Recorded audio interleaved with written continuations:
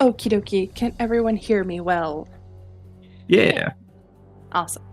So last session began with the tree reacting to Bramble's touch by crystallizing him.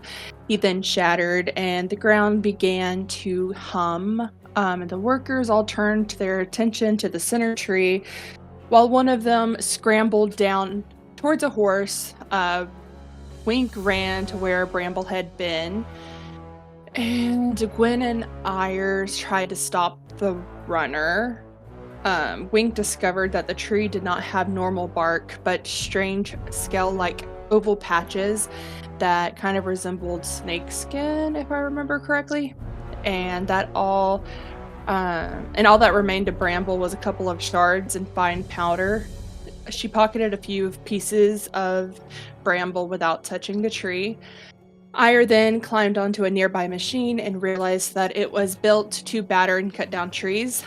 When noticed, the foreman attacked Wink, forcing the group into a fight. Wink held the line. Kaylin used magic to hold the enemies at bay, and Gwen and Ire worked to keep the group from being overwhelmed. As the fight went on, more workers kept closing in. The group continued shaking. The ground continued shaking, and the tree itself rose and lashed out with branches, killing the incoming crew. Even so, the party managed to defeat the enemies immediately around them. After the battle, Ire approached the now dormant tree and found shards and a blue glowing crystal. Gwen searched the foreman and found a note that read, "Payment attached in full. Retrieve the core. Return to Fordham post haste.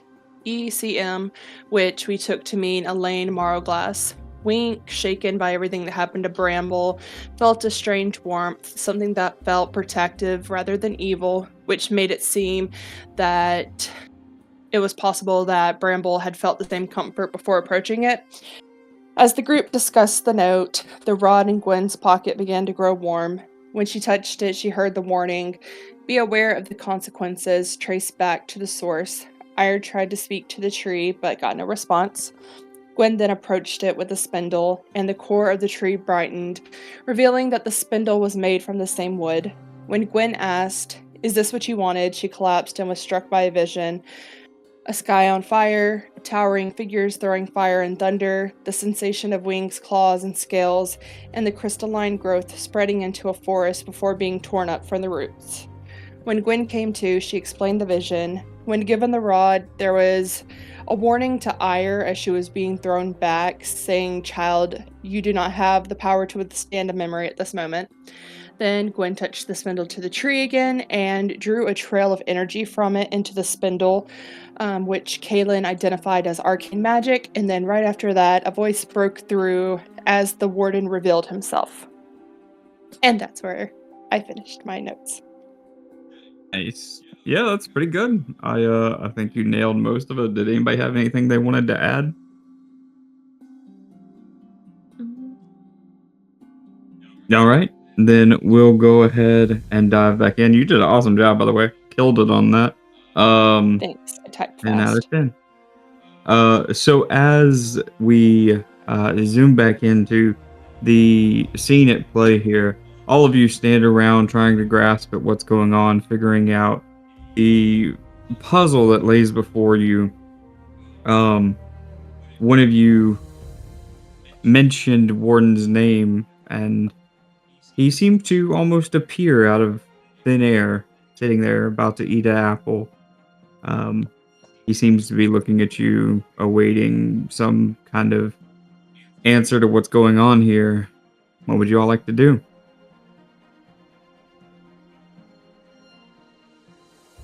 So I approach him and I say, "Well, it's almost as if we've summoned you. Do you mind if we pick your brain?"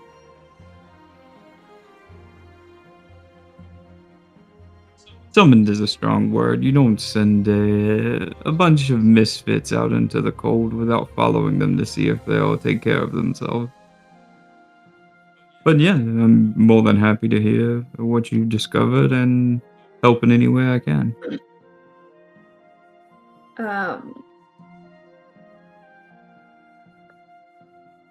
This spindle, this core. Tell us about it. What can we use to break the heart free?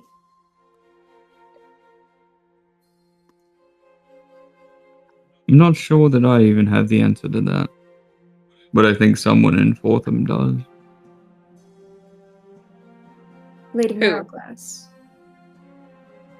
He just kind of like points like a finger on his nose and like points towards Ire, like she nailed it in one. So,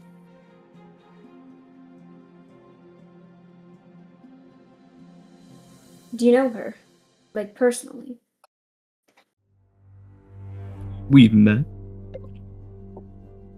Do you have any resources or suggestions to maybe help us try to figure out this this puzzle? We found a note asking her to retrieve the core from her, or from who we believe to be her anyway. You see that he kind of like gets up and starts walking towards the tree.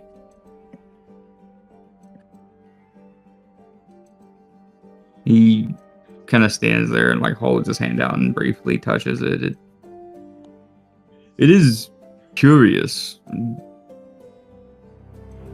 I always thought these were legends, the fall of the dragons, and the Gleamwood seems to be an old scar that she just seems to tear open every chance she gets. It's frustrating.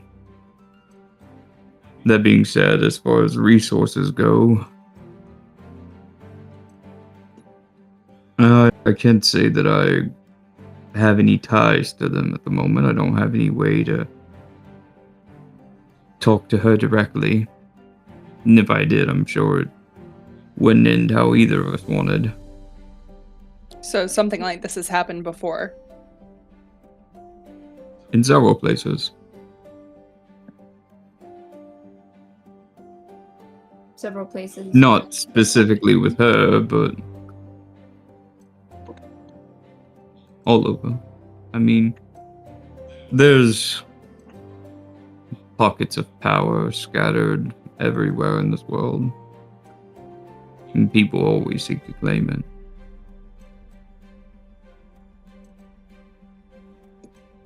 So for this one, do you have any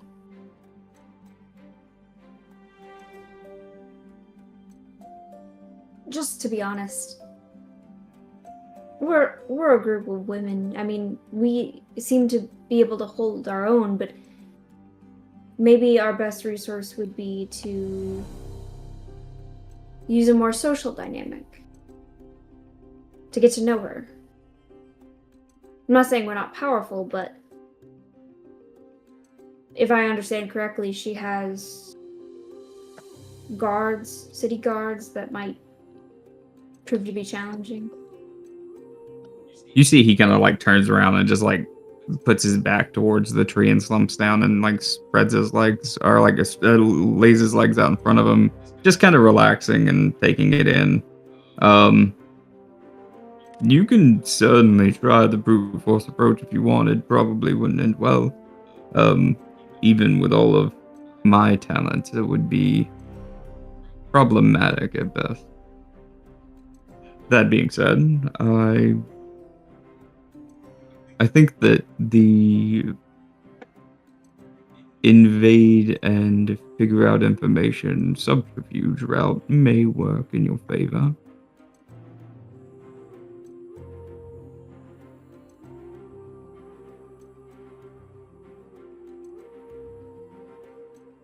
Do you have any suggestions?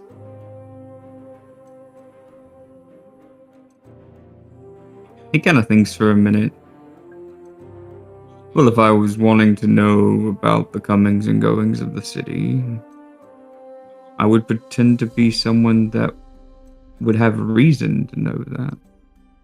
The city of Esteron still is the capital of Elysium. That being said, it wouldn't be out of the question for them to send an inspector. And he kind of points towards the lot of you, or several, to figure out what's going on within the city. Perhaps figure out why shipments have been delayed or procedures have been thrown to the wind over the past few months.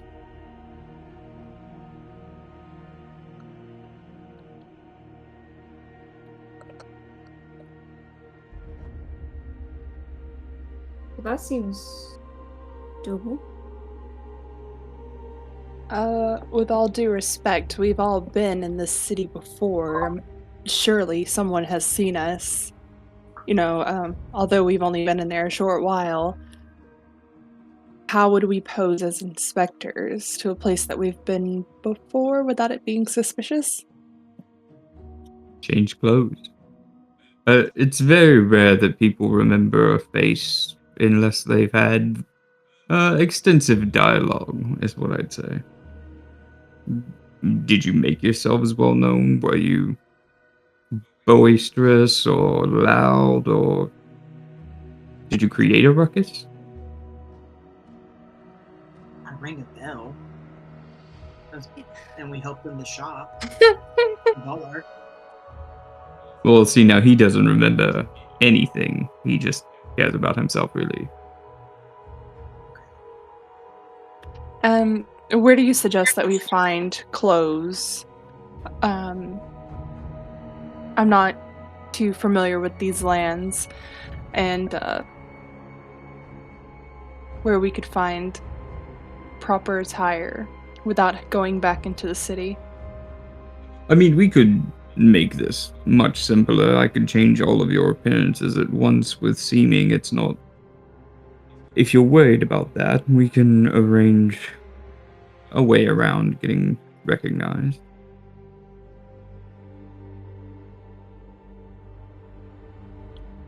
Is there a department of the state that we should look to go to? Do you mean from Esteron or into Fortham? Into Forth.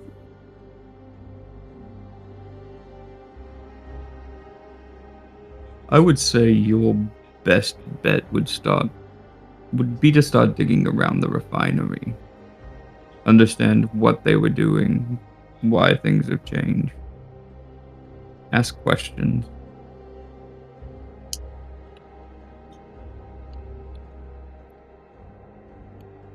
What time, 2DM, what time of day is it?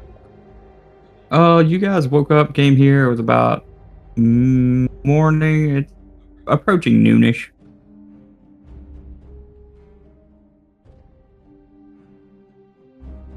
Okay. I will say, if you walk into her web, though, you should have an exit plan. She doesn't trust easily, and she does love to pull strings.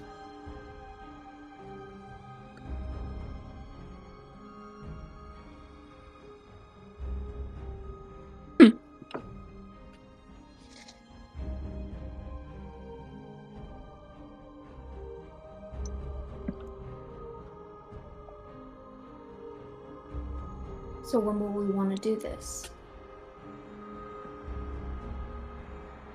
And how long does the spell last of being able to change how we look?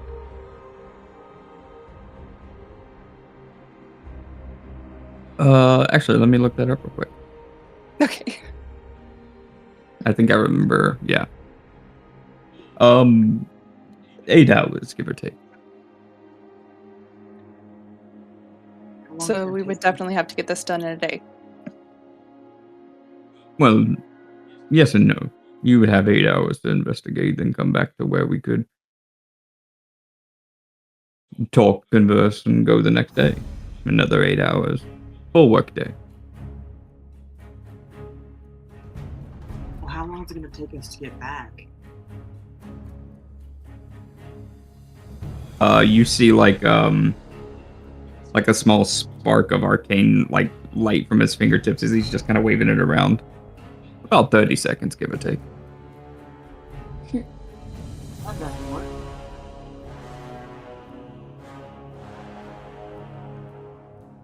Well, you can prove to be Are we very. just changing our clothes or like our full appearance? You can look like whatever you want to look like. For 8 hours.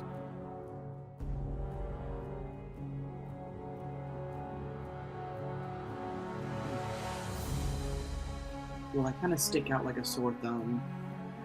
So maybe I should change everything to be smaller and either human or elven to fit in a little bit more. That can be done.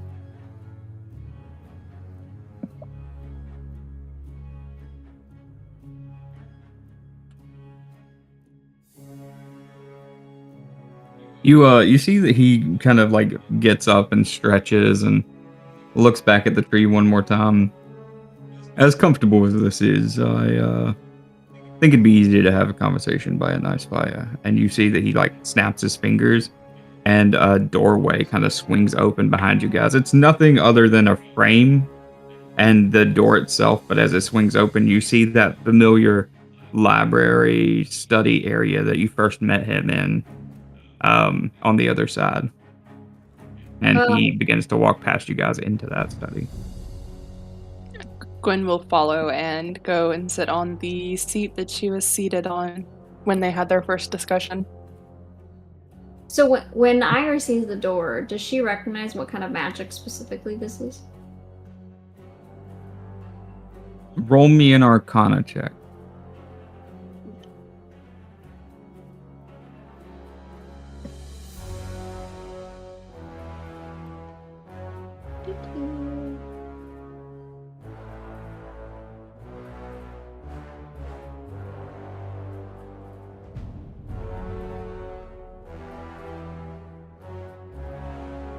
Sorry. Ooh. You don't understand the spell. You don't understand the makeup. Being familiar with some of the arcane, I would say that you know that this should be some sort of like teleportation or like reality bending sort of spell, which is not uncommon. Most magic doesn't adhere strictly to the rules of physics. But this, what you can tell even with a 7 is that this has a very, very strong transmutation sense. And that strikes you as odd. It shouldn't be transmutation. But that's all you really gain. Okay.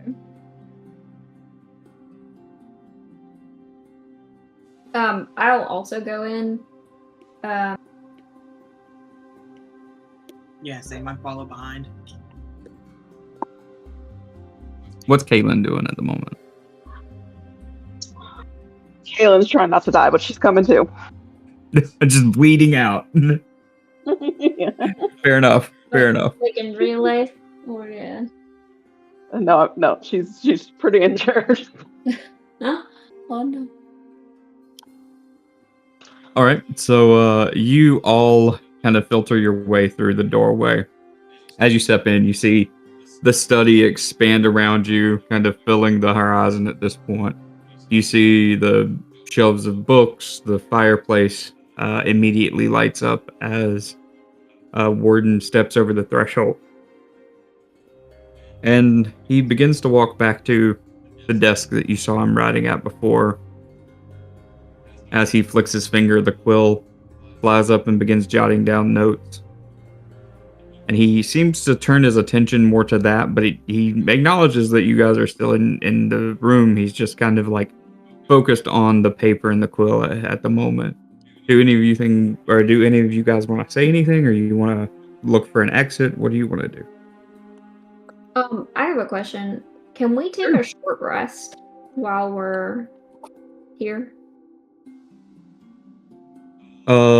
Yeah, you begin to look around and see if you can sit down for a second. And as you do, like, he sees that all of you are a bit worse for wear, and you see him kind of like turn his head towards one wall and kind of wave his hand towards it, and another doorway appears, and he says, "You can find a place to rest across those doors, a room for each of you.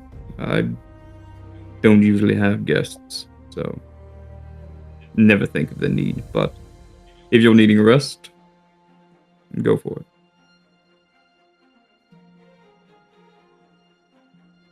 How many rooms did you say there was? One for each of you. There would be four Okay. on the other side of the door.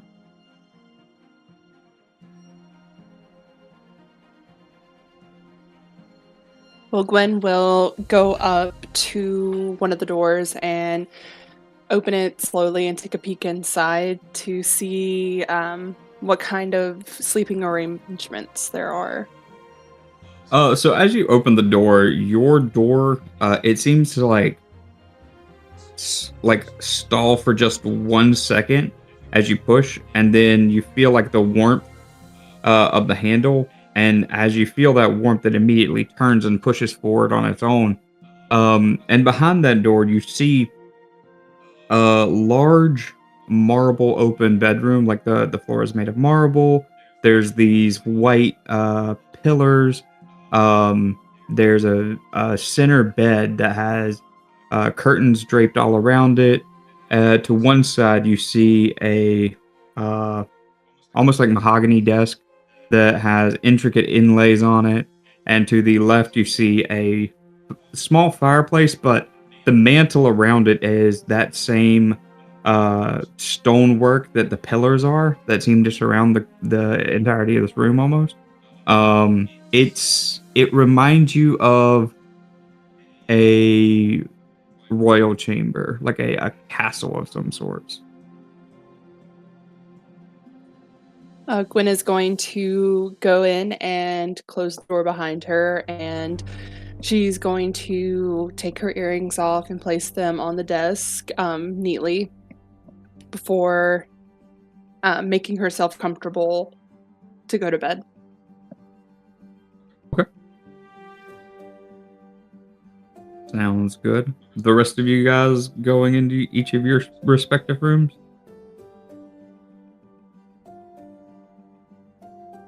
Yes. Yes. Okay. As Kaylin, as you walk up to your door, you feel that same sense of warmth on the door handle, and then it flies open.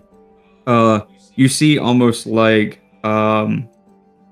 wooden planks have been laid on the floor, staggering to create like this almost like a rustic pattern across the floor. There are large like ship masts that seem to drape over the windows, with intricate designs that have marks of like swashbucklers and various like sea creatures. You see one with a giant whale carved in or like painted onto it. In the middle, you see like this fishnet hammock, almost that seems to just hang off of two poles that are in the center of the room. Instead of a fireplace on the left-hand side, you actually see like a bar with different stools and several bottles of various alcohols and drinks and mixtures all lining the left-hand side of the wall. The right-hand side, you see more of like a what I would call like a shipwright's desk, where it's kind of slanted so that you can stand at it and write while people are walking to and fro. But it seems very reminiscent of like a port town. She's gonna go inside. Okay, sounds good. Are you heading inside? Or Wink, you're heading in? Yeah. Okay. Again, it's a very similar experience, but as you enter in, you find that it's not nearly as upplayed as the other two rooms. It's actually very quaint, but in a good way. It's rustic, and you see it feels almost like a small cottage in a village. There's a gentle hearth with a small fire and a pot of soup that's boiling on it. There's a bench over on the far side where you see there's like tools for whittling and just wood shaping. Then there's also just um, gentle pottery and plants that seem to lie on the right side. There's no desk in this one, but the bed in the center is uh, it's a fluffy feather like made bed that it reminds you of a simpler time when things weren't as complicated.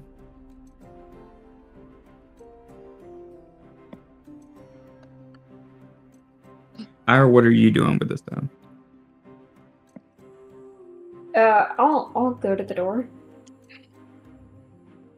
Yeah, as you open the door and swing it to, you see an overwhelming black maw of death and what? No, I'm kidding. I'm just fucking with you. You see, there's black stonework all the way around the room, and these gentle purple cauldrons seem to line each corner, and it creates like this small glow of purple light in the room. It's darker, draped with curtains that almost look like expanding raven feathers, and the same curtains line the bed in a pure black velvet. Even the fireplace on the left-hand side seems to have this gentle purple flame that is burning inside of it. So everybody's laying down for a nap, taking a nap, and going to bed. Yeah. Okay. How long do you guys want to sleep? Are you going for a full 8 hours or just a short rest? I feel that we should take a long rest with how hurt Kaylin is. Yeah, that's Okay. true. That's perfectly fine. You all gently drift off and begin to sleep. Sleep coming to you pretty easily, given the day that you've had. It's been taxing, is the word we'll say.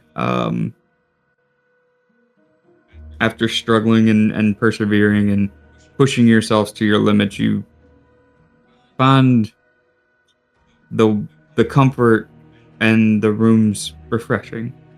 I do need all of you to roll me wisdom saving throws real quick. What have we done? Well, you're gonna wanna.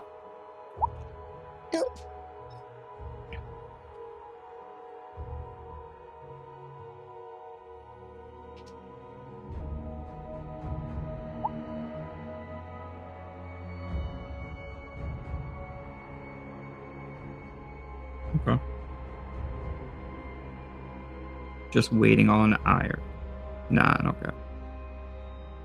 Noted. Y'all have a good night's sleep and wake up refreshed. It's pushing into the afternoon at this point, though. Having rested about 12 to 1, you're actually waking up.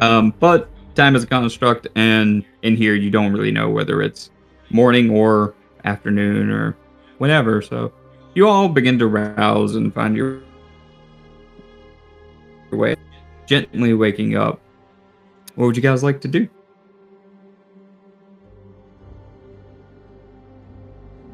So Gwen I'll go is out going. Go ahead. Gwen is going to make herself ready for the day to make sure she looks pristine and polished. And she's going to slowly open the door to see if the warden is outside when she is fully presentable.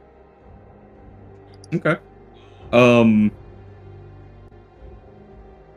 You all would find that there are extra doors in your chambers, two on the left, two on the right, to the back of the rooms.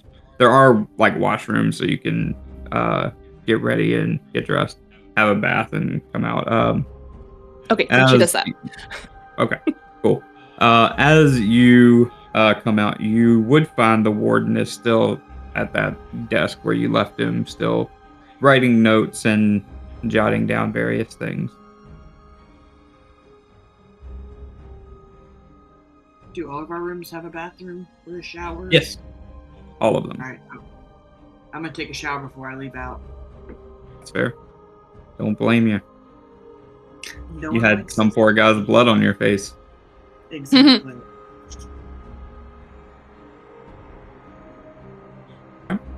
So after washing up and getting ready for the day, all of you begin to find yourself out in the um we're gonna call it like study area with the warden.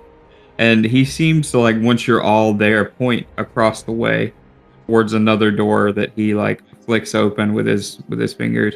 And you smell the aroma of fresh cut food, cooked food, wafting in through the door. Can you see into the door? Or can we see into the door from where we're at? Mm, Not not too far. You can tell that it's like a hallway that goes down and turns left. Gwen will go down the hallway and turn Okay. towards the left. As you turn towards the left, you see a large dining room set with a table that can seat about 15 people. But there's only 4 plates seem to be sat towards the end, 2 on each side. And it looks like in the middle of the table, there's a feast of various meats, various lettuce and tomatoes and pickles and all sorts of accommodations for whatever you'd like to prepare for yourself and eat. Seems to be various styles of meat. You have like beef and lamb and even some more exotic ones like alligator and there's a lot of variety that seems to be spread out across the table. It's really just whatever you'd like to pull from. Gwen is going to kind of peer back down the hallway towards the warden and say, "So, do you not eat or sleep? There's only 4 placemats, and you were here when we went to sleep, and you were here when we came back out." He just kind of smiles at you and shakes his head and shrugs and says, "It's fine. I've got plenty of work to do. But see me as soon as you're done. We can catch up." Gwen is going to take a seat at the table, but she is going to, like, does she see any linen near her? There are napkins available at each station, like each plate. Okay, she's going to take a napkin and lightly place it in her lap and seat herself, waiting for the group to join her.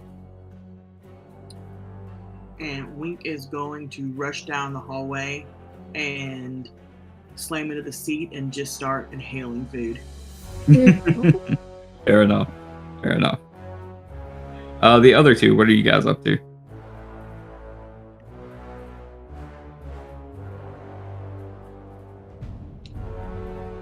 Yeah.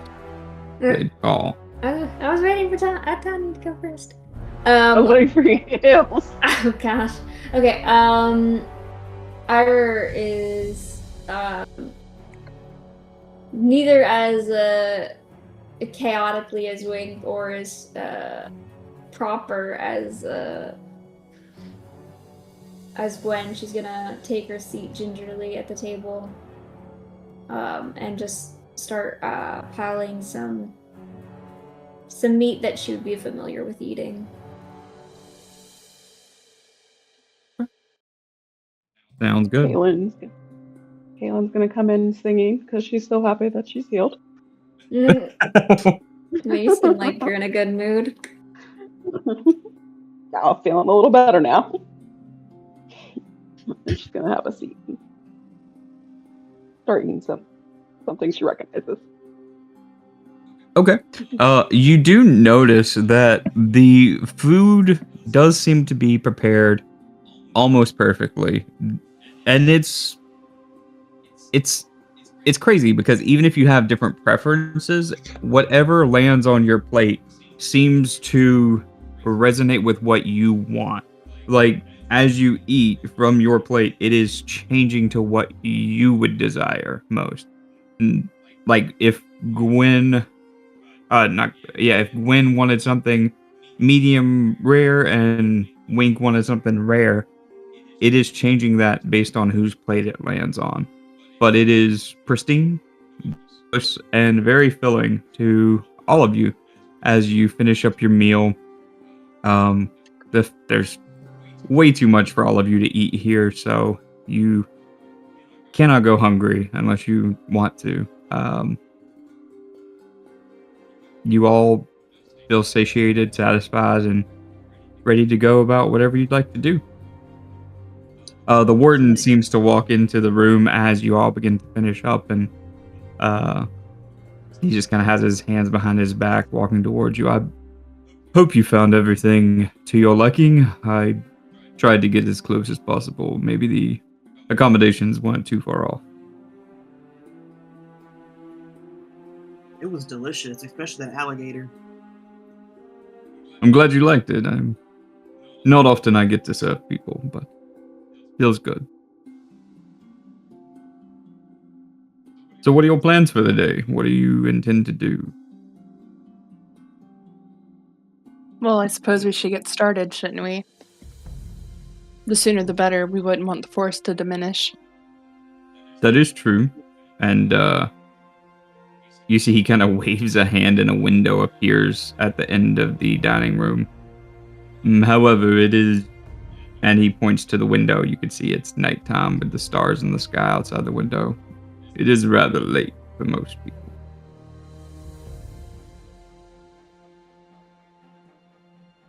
How did that happen? Well, you slept for quite a while. Which warns that you needed it, and I don't judge. But we came in about noon, and you all slept for roughly 8 hours, so... Well, maybe we can plan out what we want to do tomorrow and start tomorrow off fresh with a plan. That's a good plan. I like it. I'll let you all discuss. If you need anything from me, you know where to find me. I'll just be down the hallway. And you see he begins to walk back to the study. Bless you. Thank you. All right. So, how y'all want to do this tomorrow? Well, Can we get our get a disguise. map of Fordham? A map of Fordham up. Thank you. Yep. Okay, go ahead. Sorry.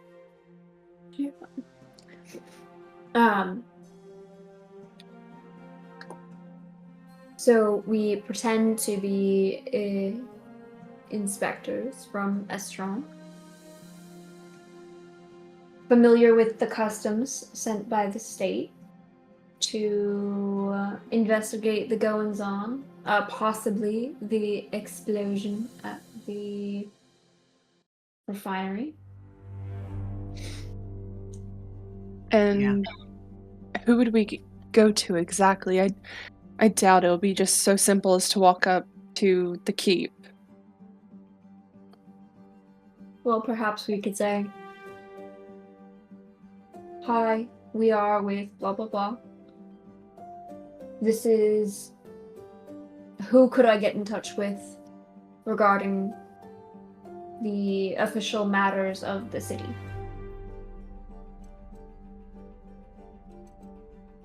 Perhaps a guard.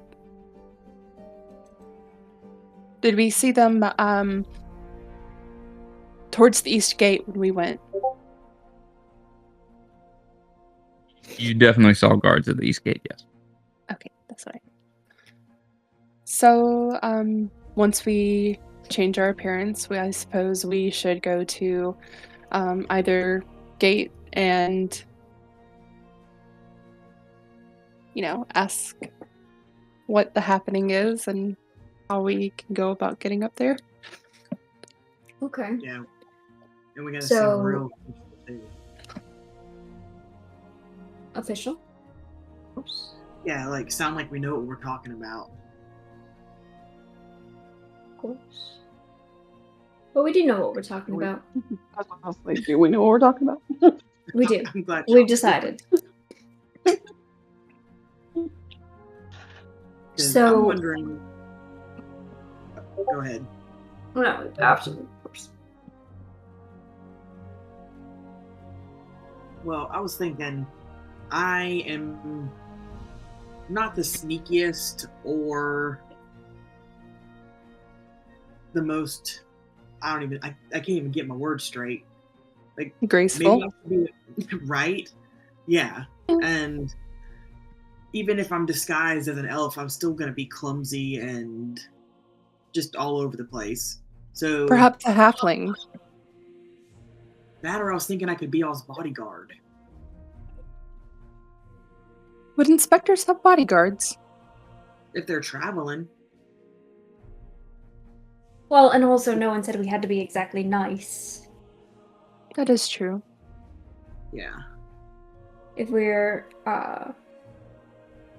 representatives of the state, maybe we get into some business. So you don't always have to say who you are, but maybe it would be implied. Also, we shouldn't forget that there are clumsy people that work for the state as well, likely. Yeah, I know. I just don't want to mess it up for you guys. But where shall we say that we are coming from? I think we need to have our stories straight. We would hate to get our stories We're coming- crossed. And From Esteron. Estron? Esteron is the capital city. Estron. Okay.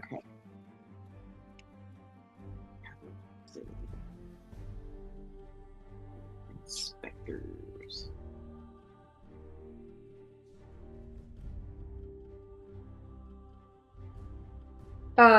DM, would I know any sort of officials that like the ruling party? No, of the ruling party of Esteron? A history check. You got it. Oh, You would know a couple of names. The main two that come to mind as the most forward public-facing individuals is Pictorial and Azar. Those are the two names that you would know. They are members of the council that rules over Esteron. And they're well known throughout the region. You said Bazaar and Pictorial and Azar, I got you. they're members. Okay, you're never mind. You got it. Bazaar and oh, there we go. Got it. See it now. And they're members of what exactly was it again? It is a council that rules over Esteron and Elysium. Often referred to as the House of Kings. And with my background, would I know how these type of inspections would go, so that we could better mimic it?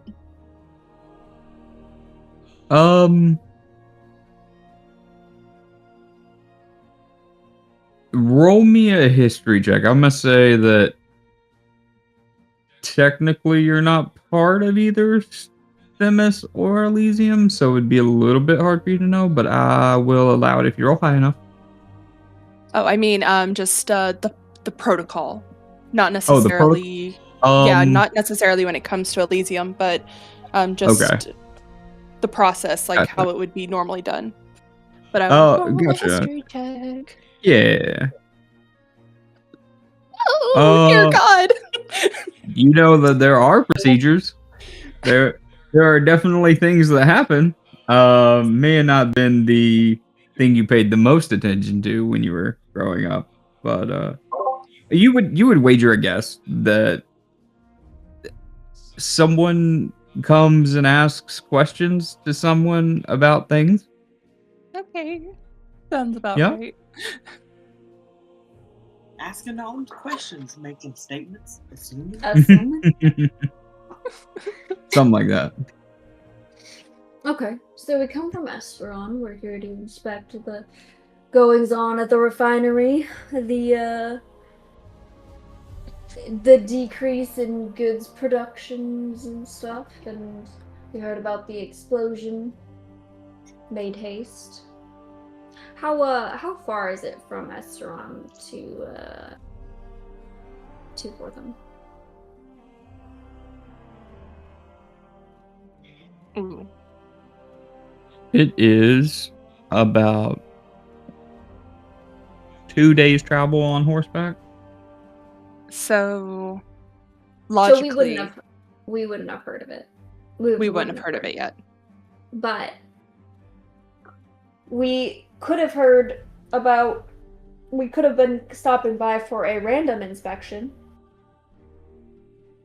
And That or then we on the way we heard that there had been an explosion.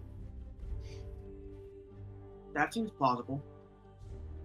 Or we gonna spend a day trying to get to know Fordham a little bit better through its civilians and just try to gauge what we're getting into and then wait until the next day to figure out to make it seem more legitimate. Well, see, the only problem is if it's a 2-day journey,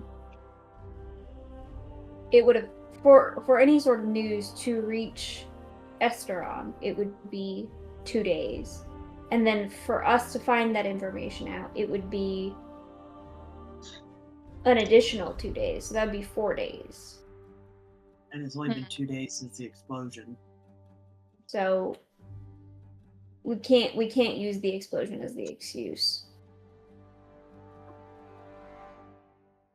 Well, yeah, we could say that we were already on the way to do our annual inspection. And But what if they don't have annual inspections? Well, when we were speaking to that guy in the bar, he mentioned that production had been down. I'm pretty sure. So maybe we could, as the House of Kings has interest in production rates, specifically of the gleam dust, then perhaps we were coming to determine the source of the decline. that's a good idea. From what we've been told now, would we be able to deter where the gleam dust has been going? How we've been provided. So, are you asking, since production has been down, if you could determine where the Gleamwood has went from there? No, would we be able to determine where they've been having their exports of gleam dust go to? Would the capital be aware? Pretty would much they- all of you would be familiar with the fact that Gleam Dust is shipped to both Themis and Elysium. Bortham is one of the very few cities that supplies both sides of the war. And Esteron is definitely a big, what's the word I want to say? Import. Yes, import. That's the word I look for. Thank you. Definitely one of their largest customers, if you will. See, that's So then, yeah. it makes sense. So we say, why has production been as what's the word I'm looking for? Low, I guess.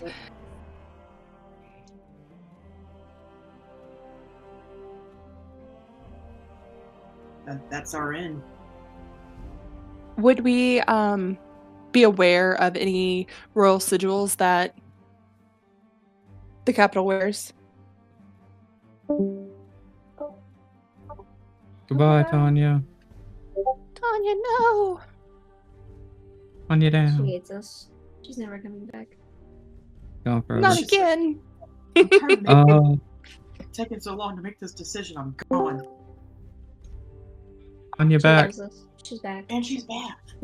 Sorry. I don't know what happened. I was like, you guys got real quiet. It did, surprisingly. You would know that Elysium officials do have a sigil of their own. The sigil to anyone that has seen it, it is a rising dragon. So it is a dragon that points like straight up and has the wings spread out to the side. So of Esperon. Okay. Fourth wing style. Oh gosh. Hmm.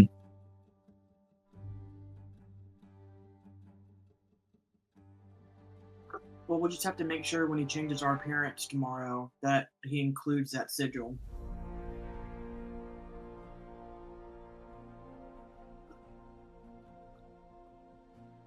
That's a good idea.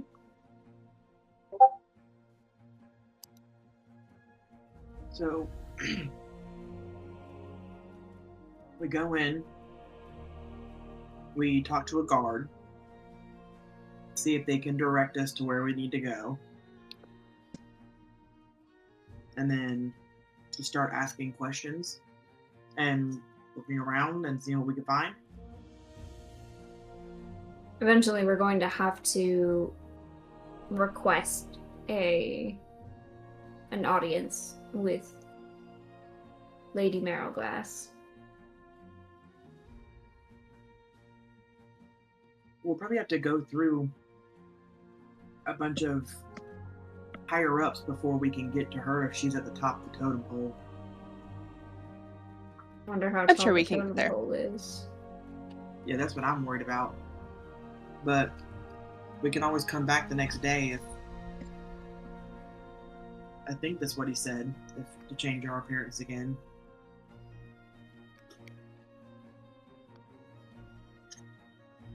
He did say that. Did you say you did? He did. Yeah. That or you can only tweak it. You can tweak it a little bit to where we just look slightly different, so it's not such a big change if the spell ends up ending while we're in the middle of something. Mm, In case we get I- caught. well, I Not think any caught, but, spell. I think any amount of change worth having would be probably dramatic. I don't know if my horns would be very popular around these parts. Yeah, I'm worried about the green skin and the little tusks. Especially that we were already at the refinery yesterday, having left. Agreed. We don't want to. We don't want to look like the people who just caused the explosion. Not only that, but we did speak to guards, so they do have our faces. So I would suggest that we all change our appearance. Okay.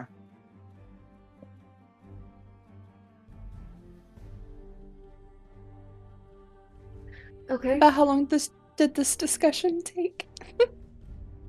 About an hour, give or take. Now, Oh dear. Is there a way we could like draft up a letter or something with like a seal on it that makes us seem more professional?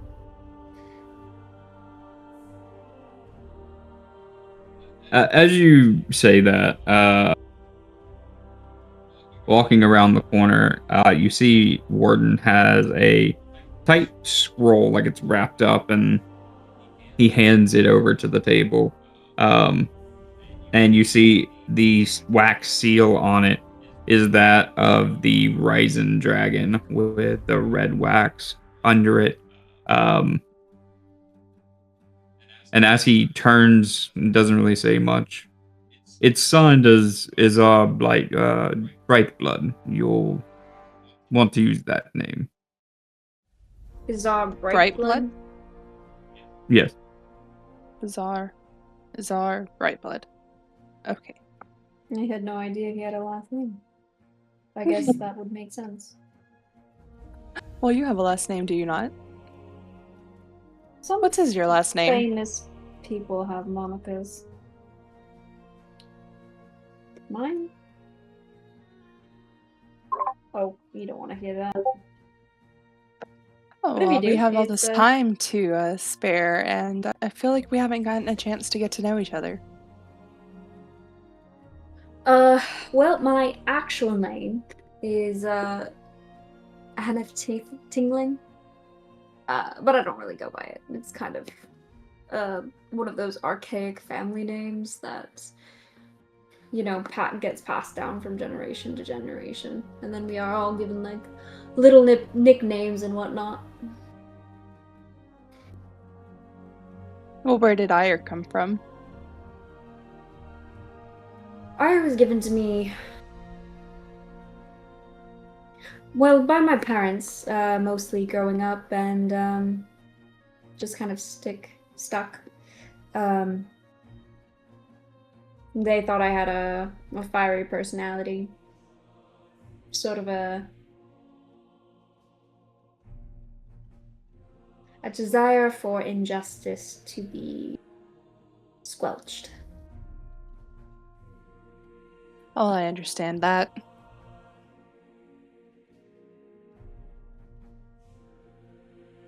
So, what about you? What's your last name? Oh, well, that's not really important. Jamathan. Okay, What? well, you just made me tell everyone what my last name is, so fess up. Press Gwen's the gonna kind prosecutor. of lean back in her chair and kind of redirect the focus to Wink and just be like, "Oh, so how did you get the name Wink?" Oh, it's short for Periwinkle, but I'm not really a big fan of that name, and I don't really have a last name by my parents. Well, they are my parents, not my birth parents. They raised me though, so I don't really know much about where I come from. Raised in a small town on a farm, and you know, my parents took really good care of me, and they loved me, and never made me feel like I was anything different. But that's kind of why I'm out and about. Is I'm wanting to find out where I come from and why I am the way I am. So your metaphorical parents weren't half orcs. I don't know. I have no memory. My parents found me when I was maybe 2 that they could guess. I was still a baby. But my parents who raised me are halflings, so that was pretty funny. I was about the same size of them by the time I was 4. Interesting.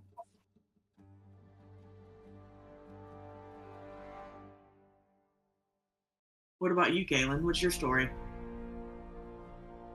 Well, I'll tell my story. Do we have an exit plan in case if anything goes wrong tomorrow?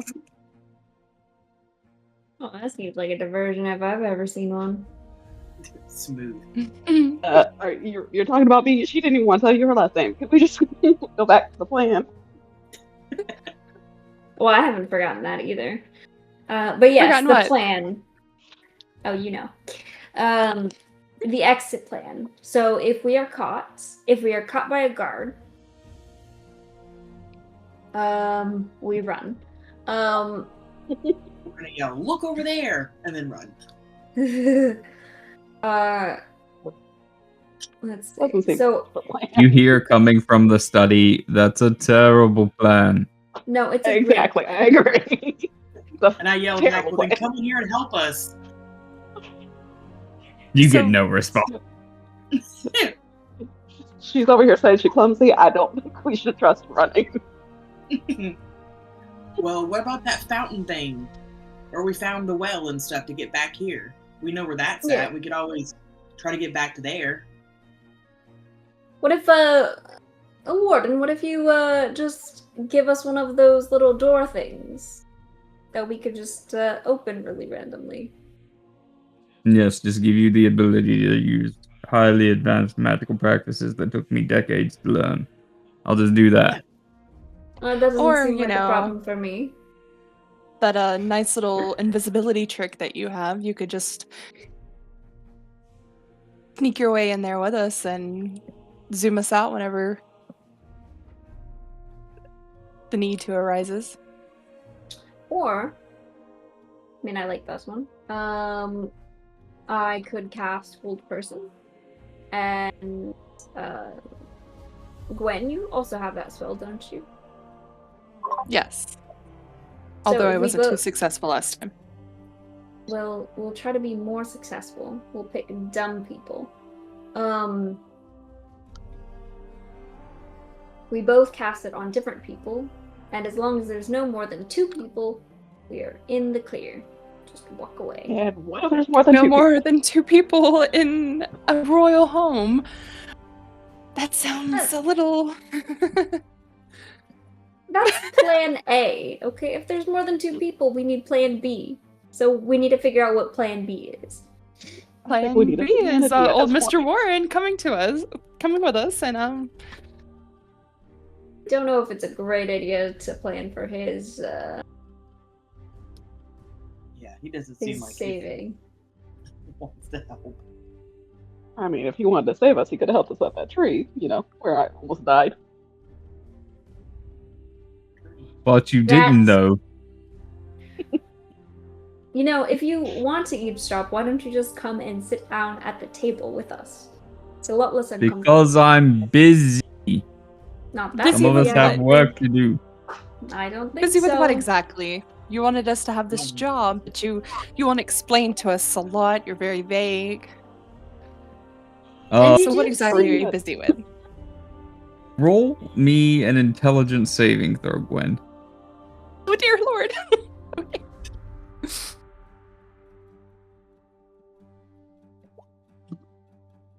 You hear like a snap of his fingers, and your eyes kind of like fade out. You're not sitting in the dining room anymore. You're staring at the astral sea and a web of arcane sigils and different spell work, all flying and whirling around and just mixing between each other, a bit pulled here, a bit pulled there, forming a new spell, constantly evolving and warping itself around into another. And it almost overwhelms you. It's mind-boggling.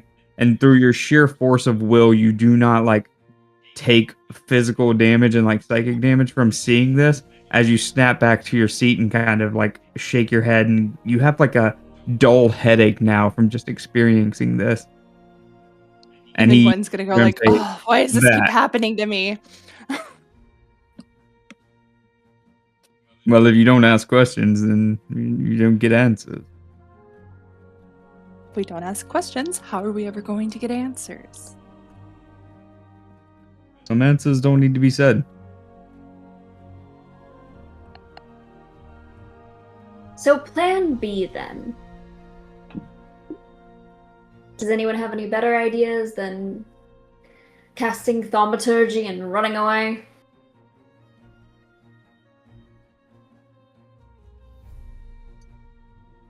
Yeah, all I got's swinging an axe, which I don't want to do unless I have to. You see Warden comes walking back in with another scroll, and he's like, I wasn't joking. I was trying to create a scroll so that you could use arcane practice is far beyond your means. It is taxing and tiresome. And he like holds out Sorry. the scroll to you. It'll get you back here, but only one. What is it? It's a scroll, and it will bring you back here. It's like a teleportation. Teleporting.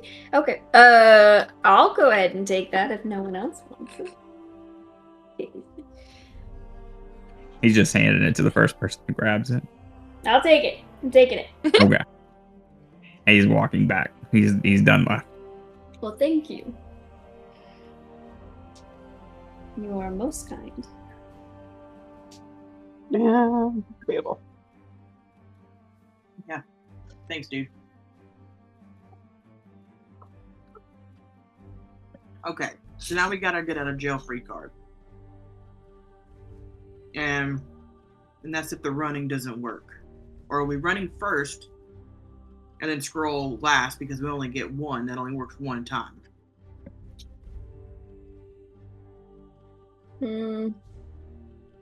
Well, I would suggest that we kind of stake out the keep to see, what we're coming up against, but I don't think we have enough time to get there and kind of just, Well, so it's nighttime. So I don't think it's a great idea for us to stake anything out at night. Because we'll just look like criminals, which we are. But we don't Are look we? that way. Well, we're about to be. Which is the same thing. Oh. And you just see like So, a look of disease come over Gwen's face. for the greater good. Don't forget what this is all about. We're saving the trees, guys. If you prevent an evil person from doing evil things through evil means, are you really evil or are you good? I think you're good. Don't think about it too much. In fact, don't think about it at all. That's a logic, I guess. Don't worry about it. It's fine. Anyway, it'll be okay. We just have to not screw anything up. Okay. So what I suggest is Okay. we go in the morning, take a look around, pretend to be we'll be ourselves. We could be ourselves. And just casually, like touristy, worshippers of the temple, interested in the affairs of the town. Take a look around, and then come back here, get the seeming cast on us, and then go back and in our new disguises and pretend to be inspectors. It lasts for 8 hours. We'll have plenty of time to do it before it gets dark. And if we don't finish everything that we need, we are always welcome to come back and get a cast on us the next day. Sounds like a plan. Sounds like the only plan that we're going to probably be able to come up with in the allotted time that we have. Oh, all night. We could come up with other plans. We just... I haven't heard anyone suggest anything. I mean, It's a better plan than just run. So Well, now we have a plan B, and plan B is better than plan A, so let's do that.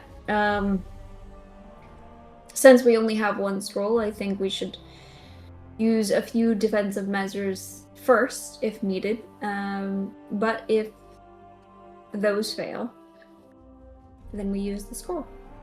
So, what exactly, say we do make it to Lady Marlglass, are we just going to say, hey, that big old tree that's in the woods that you're killing all the other trees around? How do you get the heart out of it if you know?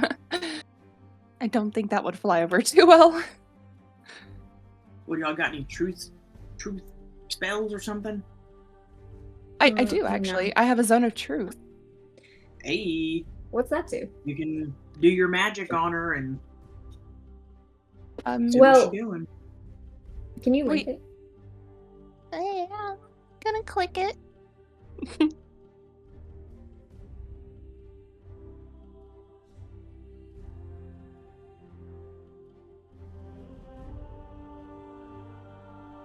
An affected creature is aware of the spell and can thus avoid answering questions which it would normally respond with a lie. So, The thing is that more than likely, if she does end up being able to overcome this, she will know someone has cast magic. Well, it could be a last-ditch effort.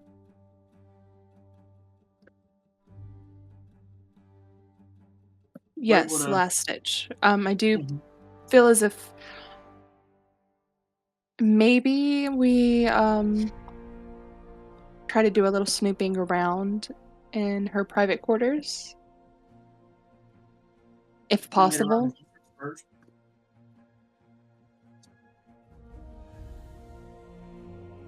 We can I just- think we could that try. might be challenging if as inspectors we have no permission in her quarters. Alternatively, we could pretend to be inspectors to get an audience with her, glean some information, and then maybe find information about maybe a social gathering. Come back as maybe make a very good impression. I don't know.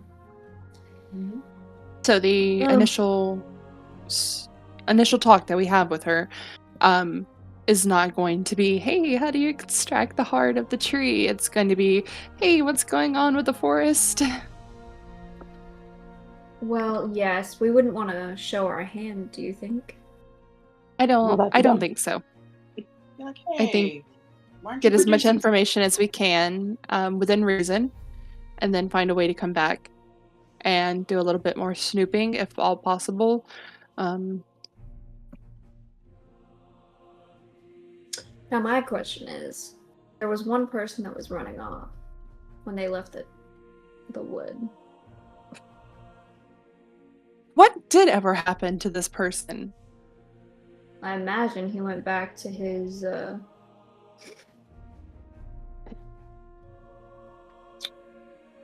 he went back to Lady Marrowglass, which might put her on edge.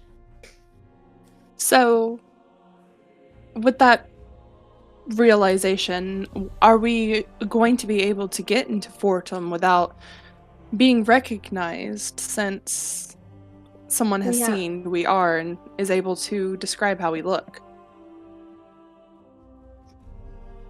Damn. That I mean, just throwing it out there, I mean, you don't see someone with horns or tusk walking around here every day. With all due respect, of course. Do we see people with horns and tusks? They're not walking super around uncommon. Okay. Okay. Elysium's kind of a melting pot of all races. It's, Okay, I mean, tieflings are kind of rare, but they're not unheard of. Well, Gwen sucks her words back into her mouth. Oh, what about purple tieflings? Tieflings come in all shapes, sizes, colors. I mean, it'd be about as much as like recognizing a very shiny coat. Like if someone wore a very shiny coat every day, then you might be like, that's the very shiny coat guy. But it's nothing that would be like. You say that, and This now is- I'm like, I've never seen a shiny coat in my life. Okay. This is the best way I can describe it. Is it's like Hannah, I was drinking tea. I was about to say, we see them all the time. Well, we Never. live near Atlanta. Huh? I said, well, we live near Atlanta. It That's is a different of people. And drag shows. Yeah, that's fair. Okay. And you make a good point. I could just wear a cloak. I have one of those. In fact, I just got this new black one. And I like take the cloak that I found from that guy in the bar and I like drape it around myself and I'm like, see, I look fabulous. Oh, I hey, can't look, even it's see the the warden horns. again. I'm just kidding. We're seeing doubles. No, just kidding. And not to draw attention to myself, but I am wearing a pink gown. I feel as if pink is not a color that commoners would wear. I mean, Commoners. I would definitely need Peasant. something to wear. You are not helping yourself. Fucking I know, peasants. Excuse me? Oh, I'm peasants. Hey, sorry. I didn't say peasants. Oh, I'm sorry, commoners. I forgot we were speaking to the High Royal Party. Gwen won't say her last name. Because we might recognize her from something. Are there any grand displays with your name? Do you have a mausoleum named after you? Not a mausoleum, no. But like back to the original point, I should probably find another dress or pants You should put commoner dress to wear. on. I thought you were my friend. I am. I'm teasing. You just call her And a Gwen commoner. just kind of gives Wink a side eye. And I wink Okay, at her. well,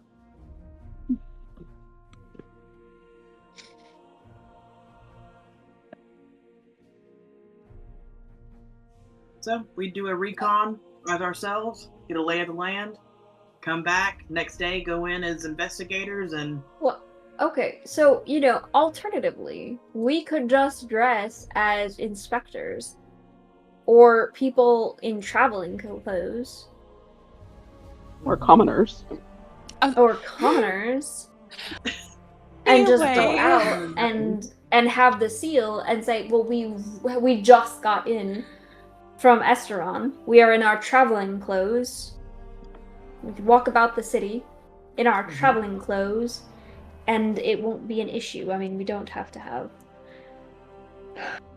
coats, fancy coats or anything.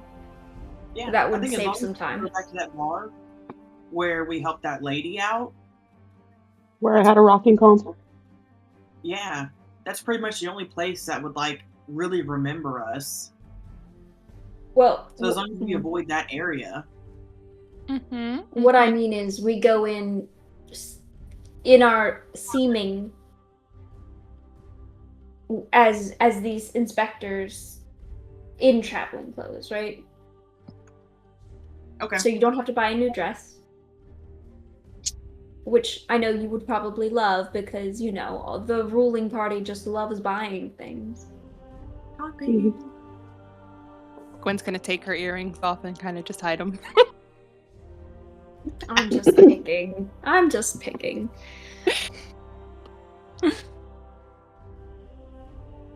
But All right. So did we have anything else? So we're going.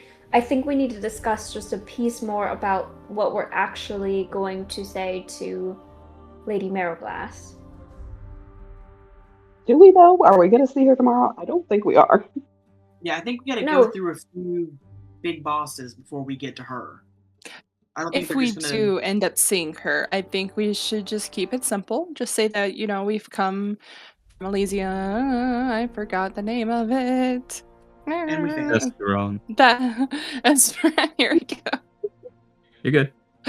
I have it written down, but I don't have my notes tab pulled up. Anyways, we say that we come from the capital, and we've been sent on royal duties to figure out why the supply has diminished and why we're not getting as frequent of shipments or as vast of shipments, and we just need answers. Because Izar Brightblood is inquiring. And what Just if they name come up dropping. with a good answer? Then we put it in our We'll just pockets for see. later. But And we we still say- need we need a little more official We say we ruling need to see than the factory. Like, we need to do an inspection of the factory to see if it's up to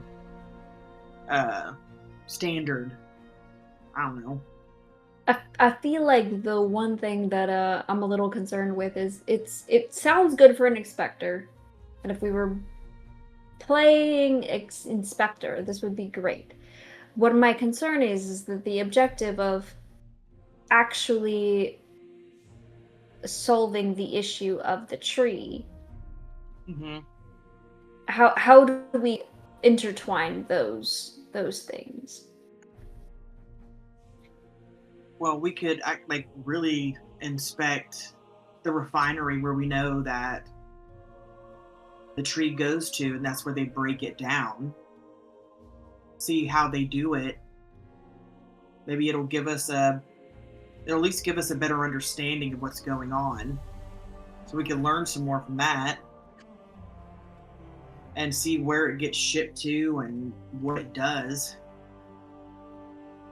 Just a small point of note, you would know the refinery, also known as the temple, were one and the same. It did blow up.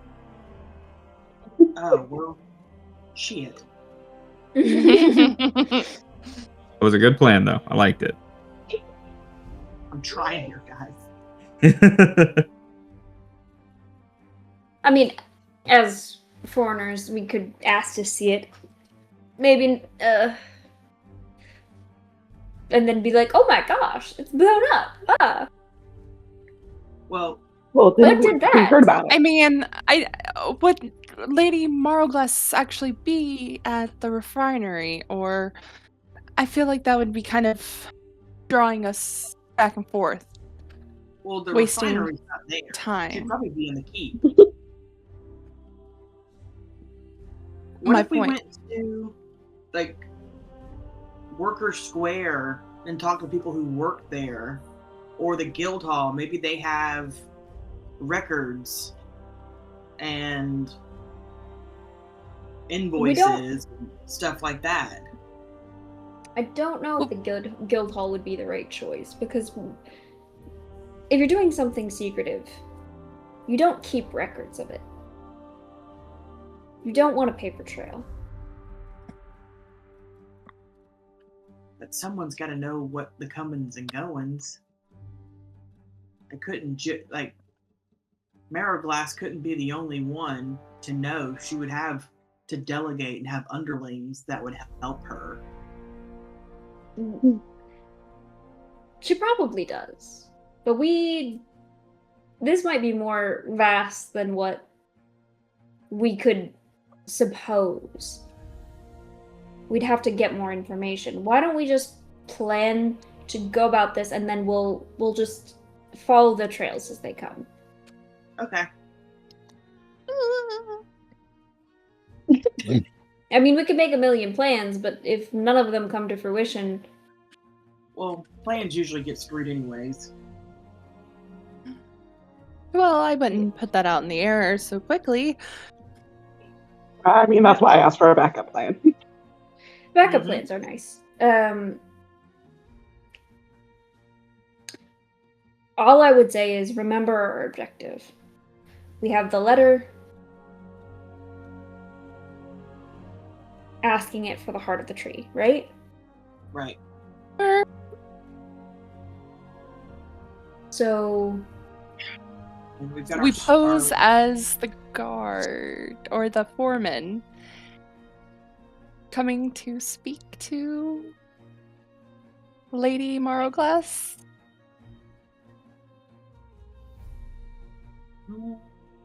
Because the note did say for him to bring it back post haste, and we just go and speak to her and say that our efforts have been futile.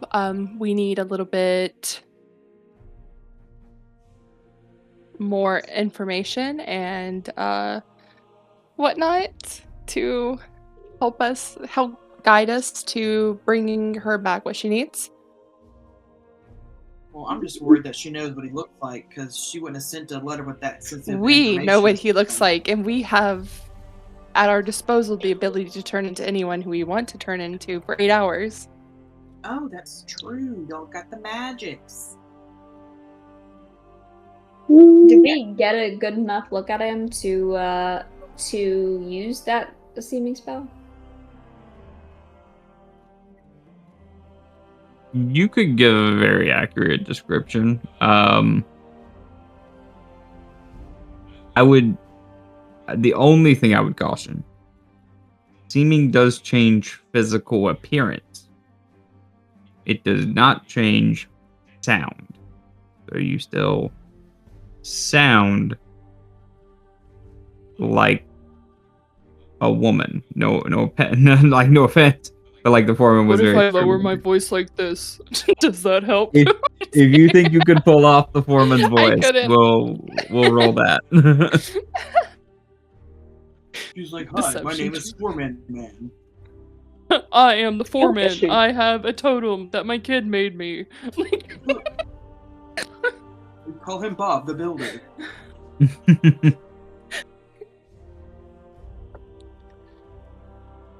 Okay, we pose as the foreman with a terrible throat sore who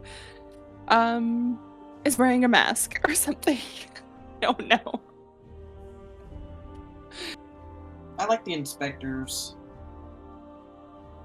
Yeah, because the guy ran off earlier. We don't know where he went.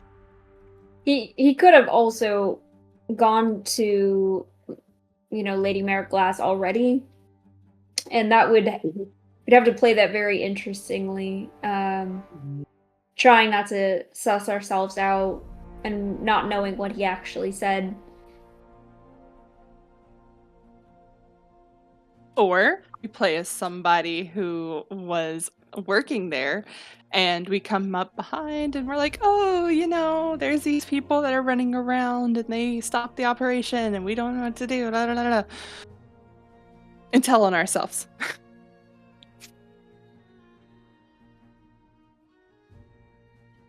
Because is this information that she would want the guards people to know? Or is this like on the DL? I think the problem with that plan is kind of the same problem with the foreman. We don't have enough information to not out ourselves. We don't know anything about... I don't know. I mean, I might be wrong. Maybe I'm being too cautious, but we don't know anything about the foreman or the workers. We don't know what they sound like. We barely know what they look like. People could have already gone back and found their bodies. With all due respect, would she know what they all look like? Would she care what they look like? Obviously, the foreman probably. No, Wouldn't. Oh my god, they're commoners. It's Oh my like God. the thing is it's been at least 8 or 10 hours now. I mean, I'm sure someone has found their bodies by now, and if we go in being like, oh hey, we're the foreman, and she knows that the foreman's dead, that would be a problem. He dead.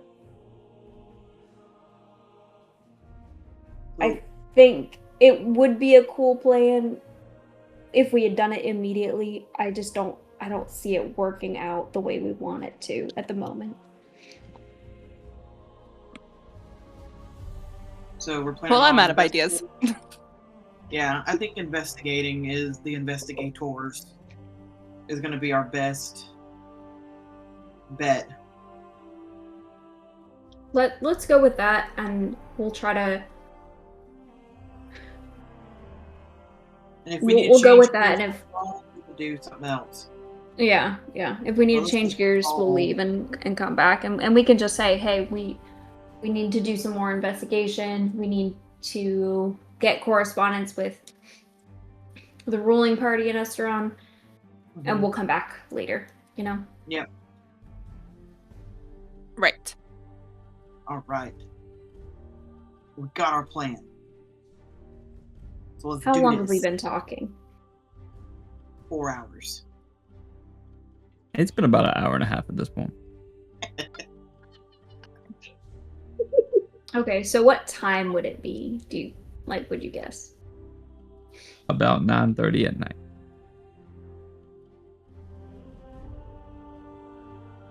9:40 if you want to be specific. I can't stand you.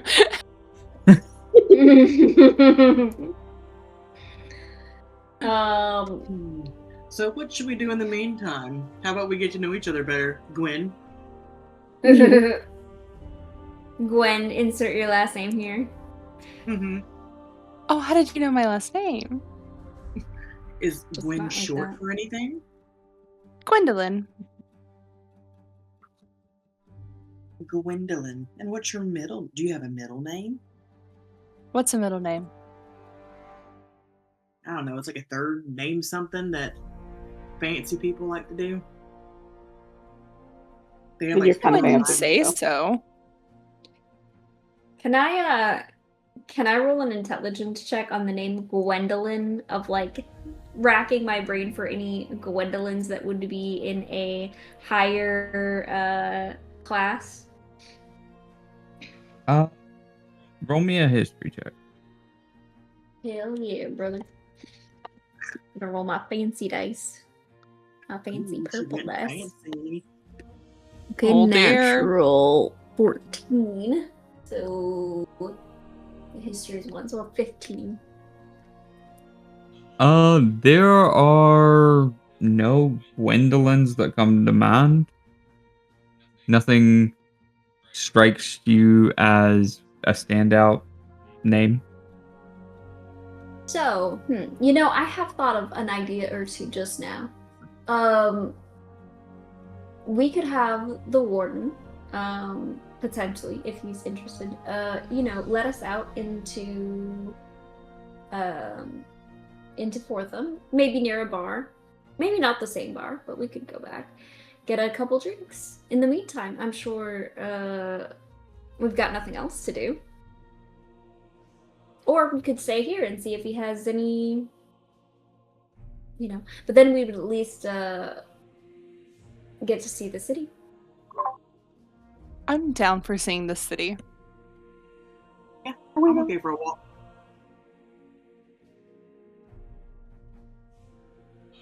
You hear like the creak of a door to the left-hand side of this dining room just kind of swing open.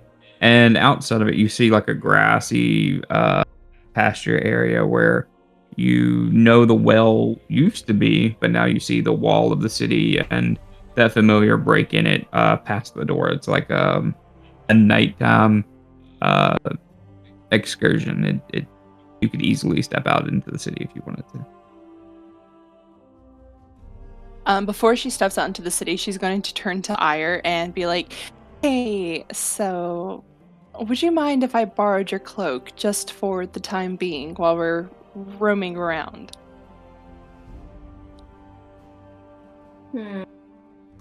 Okay, but you better give it back. I look really good in black. I will definitely give it back. I'm going to ignore the fact that it's not actually my cloak and it's the warden's cloak, but hand it to her. And then Gwen is going to take her sort of lavish jewelry off and stuff it into her bag, and then she's going to kind of muse up her hair a little bit and then put the cloak on. Oh, look, a commoner. Oh, look, a commoner. Haven't This is seen one of those before. Common theme. All right. As peasants are formed and we step back into Fortham at night, we're gonna go ahead and take our break there. And as we return, we'll see where you go about in the city. But for now, Okay, good, because I have to break tinkle. Yep. Me too. We'll be back in like 5. All right.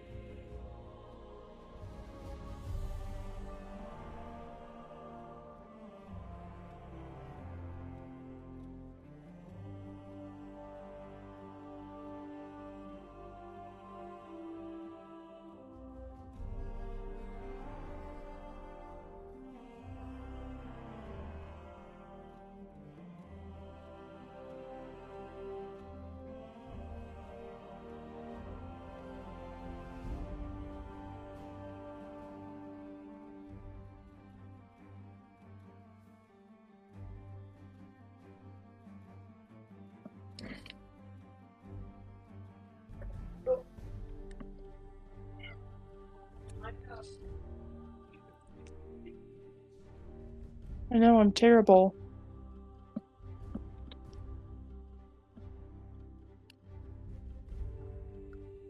I know. I just unmuted myself. Oh.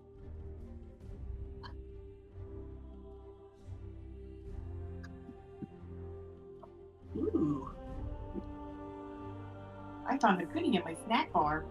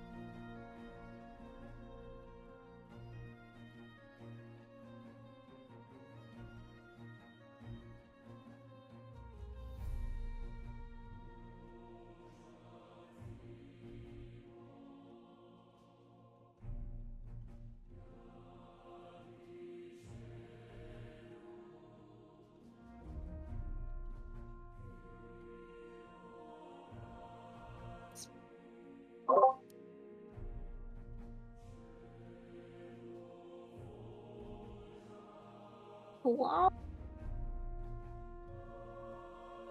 Wow.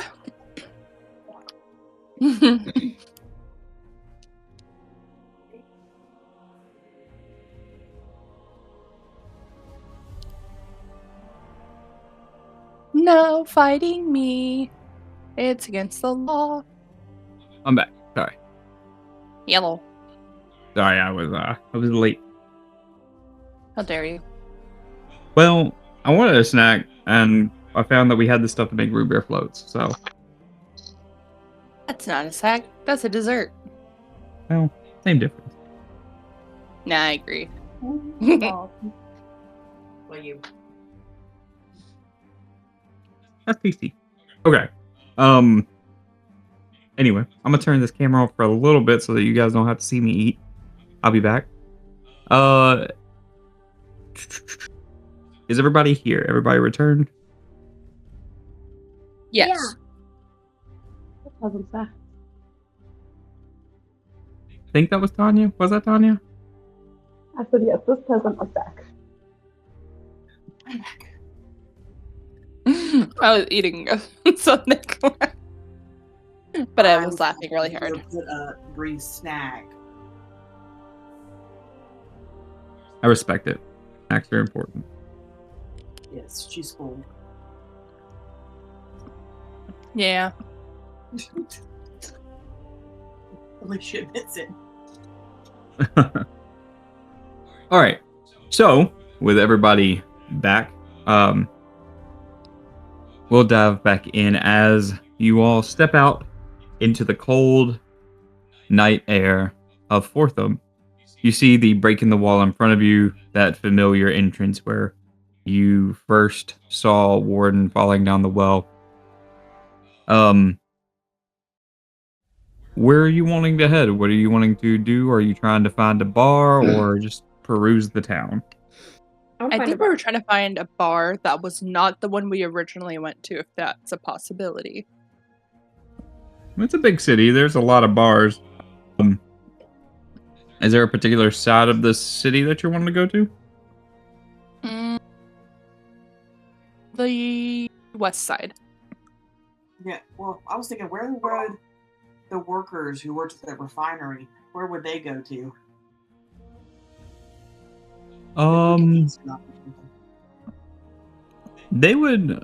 They would probably mostly hang out towards the west side of town, over near the guild halls, the worker square, stuff like that. The one you guys went to was in Merchants Row. So if you want to go a little bit further than that, that's definitely possible.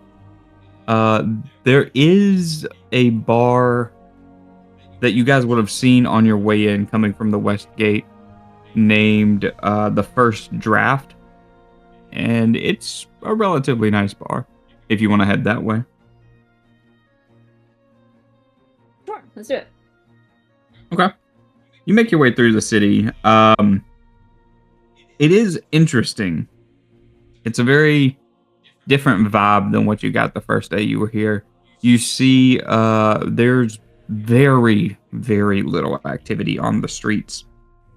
There isn't a lot of traffic. There's not people out and about walking around. It's almost deserted. And it's kind of curious. You make it through the Merchants Row, coming from that south gate lane, and begin to make it towards Warden Square. And you see a guard walking towards you. And he holds up a hand to stop you. What's your business? It's... Pat, where are you going? We're going to the tavern. Our business is pleasure.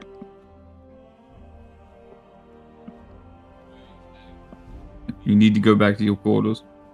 Again, curfew.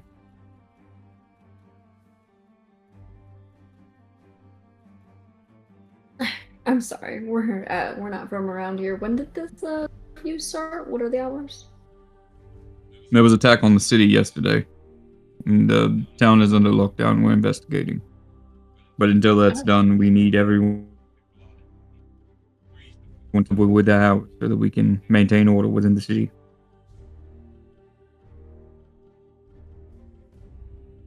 Well, I'm so sorry. Of course, right away. Gwen's gonna look at him and just say, "That's what we're trying to do, is to go back to our quarters. We were staying at the tavern."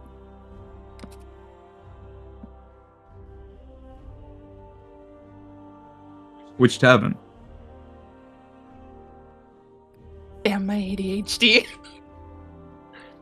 The first First draft. draft. Roll a deception check. Okay.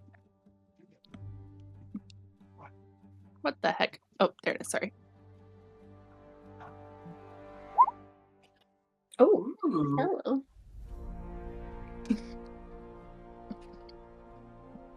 I don't know who let you out, but I'll make sure to get their names. I'll accompany you back to the first draft, but be quick about it. Well, I appreciate you. You are valiant. He just kind of nods and like steps aside and waiting for you guys to pass and move towards the first draft. Gwen is going to move confidently. Seeing that she came in through the west gate when she initially entered into Fordham, would she know where the first draft was? You remember the street that it was on. It's on the main thoroughfare coming in. And you remember seeing a tavern over there, so you make your way down that path. Is everybody else following? Yeah. Yep. Okay. You follow along, and You can't remember exactly where it is, but eventually you do see a sign that has like it's a big wooden plank that hangs down, and it's like a piece of like parchment burnt into the wood with a tavern mug set in front of it as a play on the name. And you see above that there is the first draft. Gwen is going to turn to the guard and say, "Thank you for assuring our safe arrival." And she's going to turn to go into the tavern. We follow. Sounds good. He doesn't stop you. He just have a good night.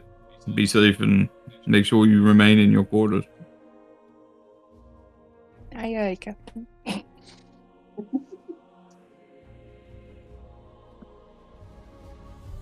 What do we I get see a when we go distinct into the feeling- tavern? I get a distinct feeling y'all are gonna fucking ignore that. Ignore what? Staying in your quarters. Oh, I What? was like, wait, did you say something important? Same. I was like, wait, did we miss something? Did No. Now the bar itself, is this are there a lot of people in there now, or is it just completely dead? There are a few people that seem to be sitting around still nursing a drink in the booth. There's one table that seems to be playing a small board game, just back and forth, mumbling to each other. It's not lively, it's not excitable or entertaining. It's just kind of like end of the day drinks before they turn into bed. Seems what it is at the moment. But Can we the overall establishment as a whole, as you cross into the threshold and look around, you get almost like think of like an architect's bar. That's the best way I can describe it. It's very structurally sound with a lot of sharp angles and intricately designed woodwork, but laid out in just an open concept. There's booths lining each wall, and about 5 tables spread down the middle with the bar over to the left-hand side.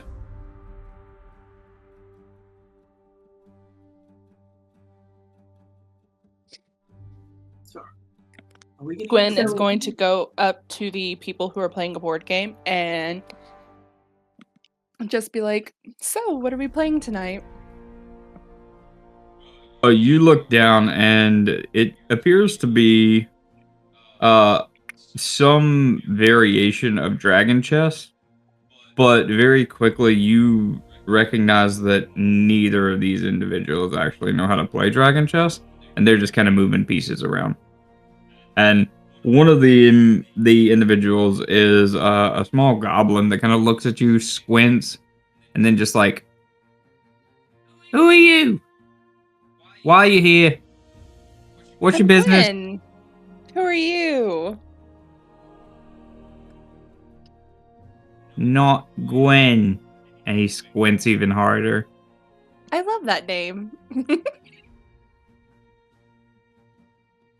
"You're too happy." Well, happy as happy does. "Yeah, I hate that. Hate it all." Well, we all have to be passionate about something. Right now I'm pretty passionate about hating whatever you're about. Well, I'm pretty passionate about hating that you're playing this game wrong. Who said I was playing it wrong? I did. How do you know? And then she's going to kind of grab one of his pieces and attempt to make the right call on whatever move needs to be next. Roll an intelligence check. Oh dear. Yay.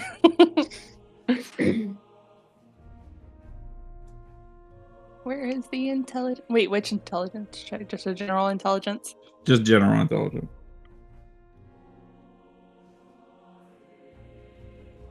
I mean, you rolling high tonight. You take That second one was the a bloop. yeah, no, it's no worries.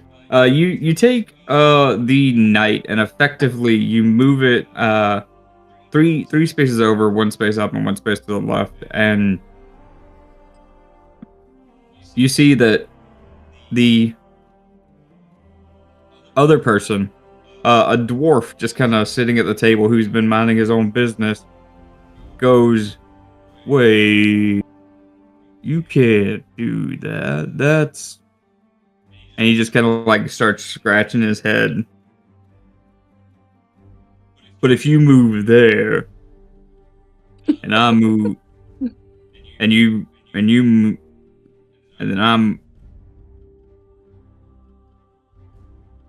I don't understand. Well, y'all seem to be getting a grasp of everything. I'm just gonna go over here to my friends again. Y'all have a great night. But if you move the, and then but if, and they keep going back and forth. You hear like mumbles of, "Can you believe this shit?" As you walk away.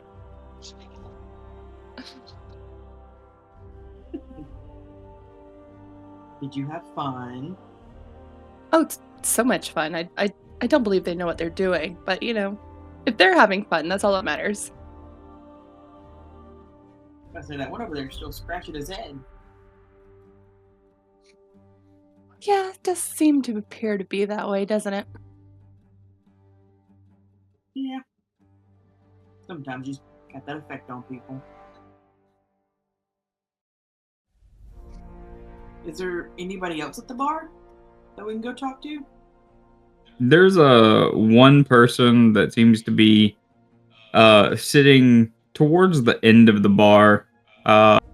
They've got kind of a brown cloak just tossed over their shoulders, short shaved sideburns, and are like shaved on the side of the head with blonde spikes that go up to the front. But they're very short. They only stick up about that high.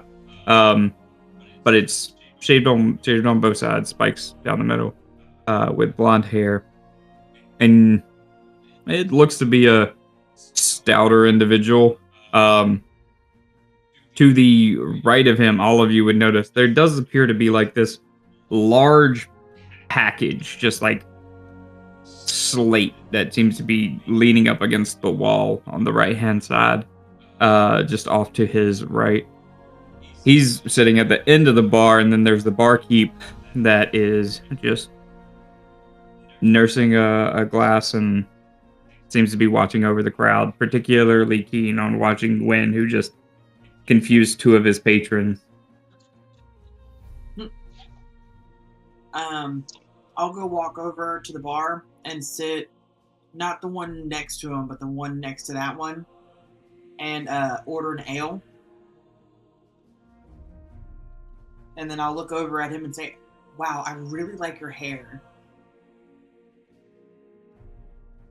You see he like turns to you and kind of like gives you a smile, and the eyes that you see are surprising. When he turns his face to you, they seem to be almost golden in the light, but as they turn towards you, they show a much more like rich silver, like a almost like a pure liquid metal. The smile kind of fades for a second, and you'd be like, you'd think I'd hear that more, but I really don't. It's nice to hear. Thank you. You are? And he reaches out his hand to shake your hand. I shake his hand back and say, "Well, people are dumb because your hair is pretty cool, and I've never seen eyes like yours." I say, "Love the style." Appreciate it. It's one of a kind. For sure. Well, I'm Wink. What's your name? Oh, it's curious. You don't recognize me. How refreshing, honestly. My name's Izar. Izar. You even have a cool name. Well, I'm Thank you. I'm new to this part of town and just trying to make friends and talk to people, and you look pretty interesting. I appreciate it. It's not often that I meet people like you that are friendly and unversed in the ways of the world of politics. So it's, like I said, refreshing. I'm happy to be friends. I don't have many of those these days. And hearing his name, Everybody Gwen's wants gonna something. sit next to Wink on the other side. Not directly next to Czar, but on the other side of Wink. Okay. So you take a seat, and are you ordering anything?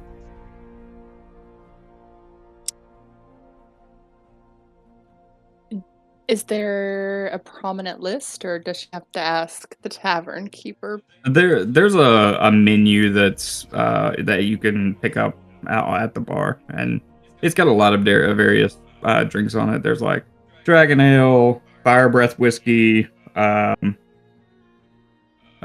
bourbon, a lot of various liquors and just basic beers. Not really being too educated on alcohol. She's going to look over at whatever Wink has, and that's what she's going to order. Okay, so you're ordering an ale. Got it. I also want to take this opportunity to walk up to the innkeeper and say, any chance we could have let's see, 1, 2, 3, 4 rooms tonight as well, and 2 fireball whiskeys. 2? Of course. It'll run you about 6 silver for the lot. Okay.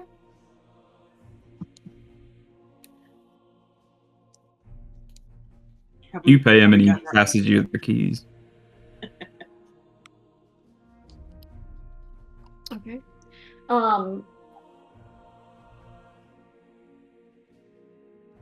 I sit down and you said is there an open seat at the bar? There's several. Okay. I'm gonna sit kind of close to the rest of them. Have I heard any of this conversation going on? I don't think Wink was being quiet about it. You would have been able to hear it's not very noisy in here. And Okay. he is using a regular voice. Okay. So walking up, hearing like when hearing the name Azar, my ears would instantly like perk up. I would, did I hear you correctly? You are Azar from Estron? One and the same. Well, it's a pleasure to meet you. Well, exciting. What are you doing down here? Curiosity. Sometimes it's nice to get out and stretch your legs and see the people you're serving, right? And I'll turn to Azar, and I was like, "Hey, Azar, this is my friend Ire."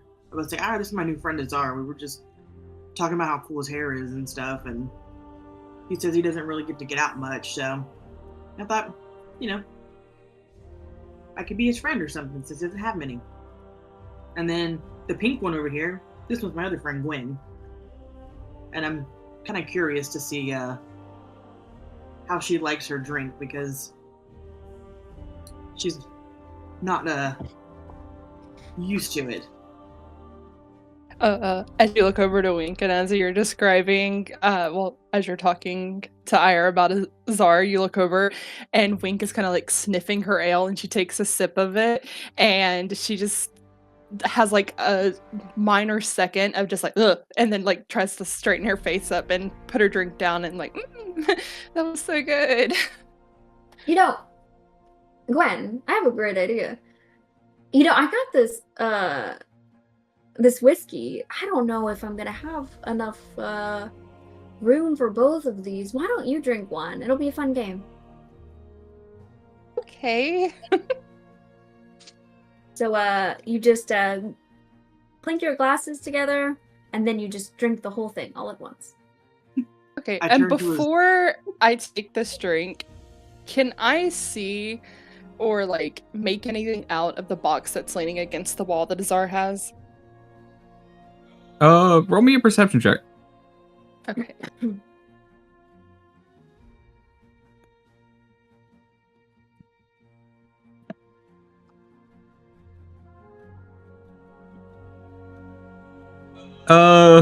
You would be able to tell that it seems to be about 3 inches thick, in width, and then it is about yay wide, give or take, and it appears to go all the way down to the floor, but it tapers towards the bottom. The top of it appears to be almost, it's not fully wrapped. It seems like there is a handle of some sort that protrudes out the top.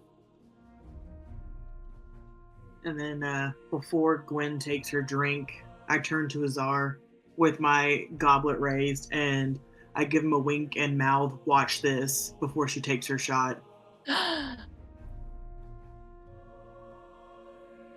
You just see like one of his eyebrows raise up in curiosity, like he's interested in this game that's going on. Okay. Because I'm trying to like make him comfortable with me, because he seemed friendly, so I'm teasing you in order to make him feel comfortable.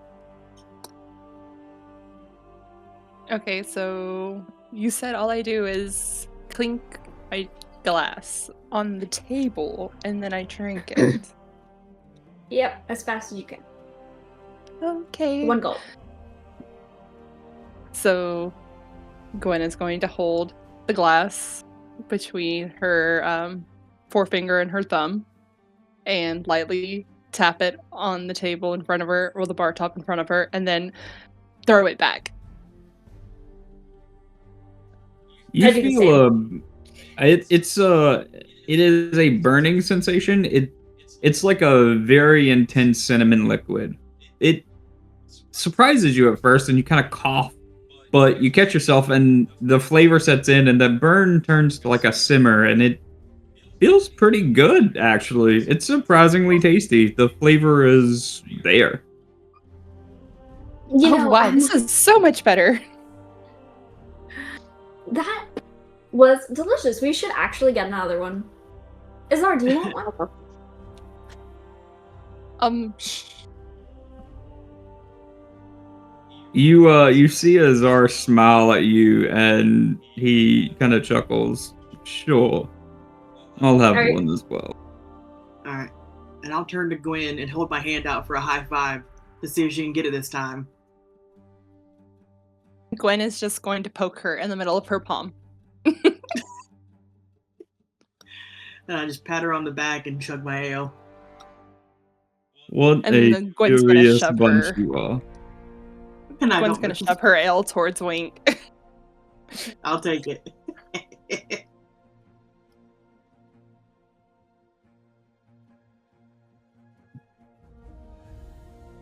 So, The barkeep does bring 3 more rounds, one for Ira, one for Gwen, and one for Azar.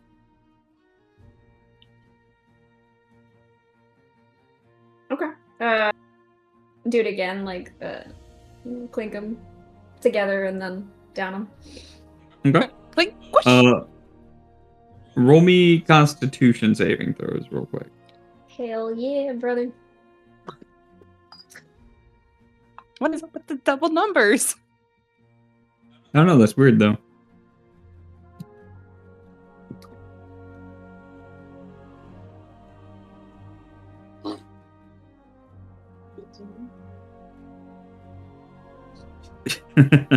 It's funny, actually. The DC I had set in my head was 16. You're starting to feel it, Gwen. You're not used to alcohol, but you're feeling like a tingling in your fingertips. You're like, you're getting a little bit tipsy. 2 shots in, you're starting to feel it. You're a little bit more familiar with alcohol. You know how to hold it a little bit better. You're not sauced or anything. You're just, getting a little buzz. Wow, this stuff So- really does go down smoothly. It does, doesn't it? So that's a beautiful dress you have, Gwen. Where did you say you were from again? A ways over. Across the way. To the west. You see Azar like leans into the conversation when you say to the west.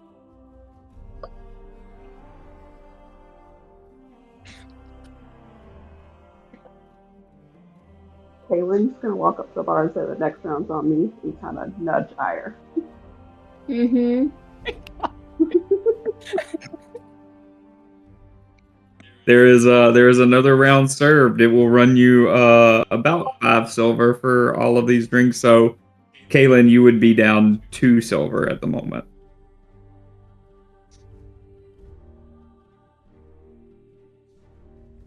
But yeah, another round is delivered, poured out. You see the barkeep seems to be having a pleasant time. He is happy that you are customers at the moment. So he is serving you quickly and as soon as he can. I go up to clink my glass with everyone else and down it. Samesies. Okay. Yep. I need both of you. Kaylin's 1, Wink's at 1. You two are at 3. I need you to roll me Constitution saving checks real quick. Oh dear God. Big money, big money, big money. Big money! It wasn't a 15. Thanks.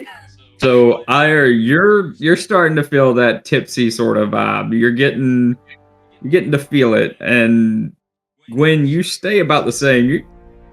You're starting to see what this alcohol stuff's about, but you're not toasted. So I say to Izar, so aren't you like aren't you like famous or something? Or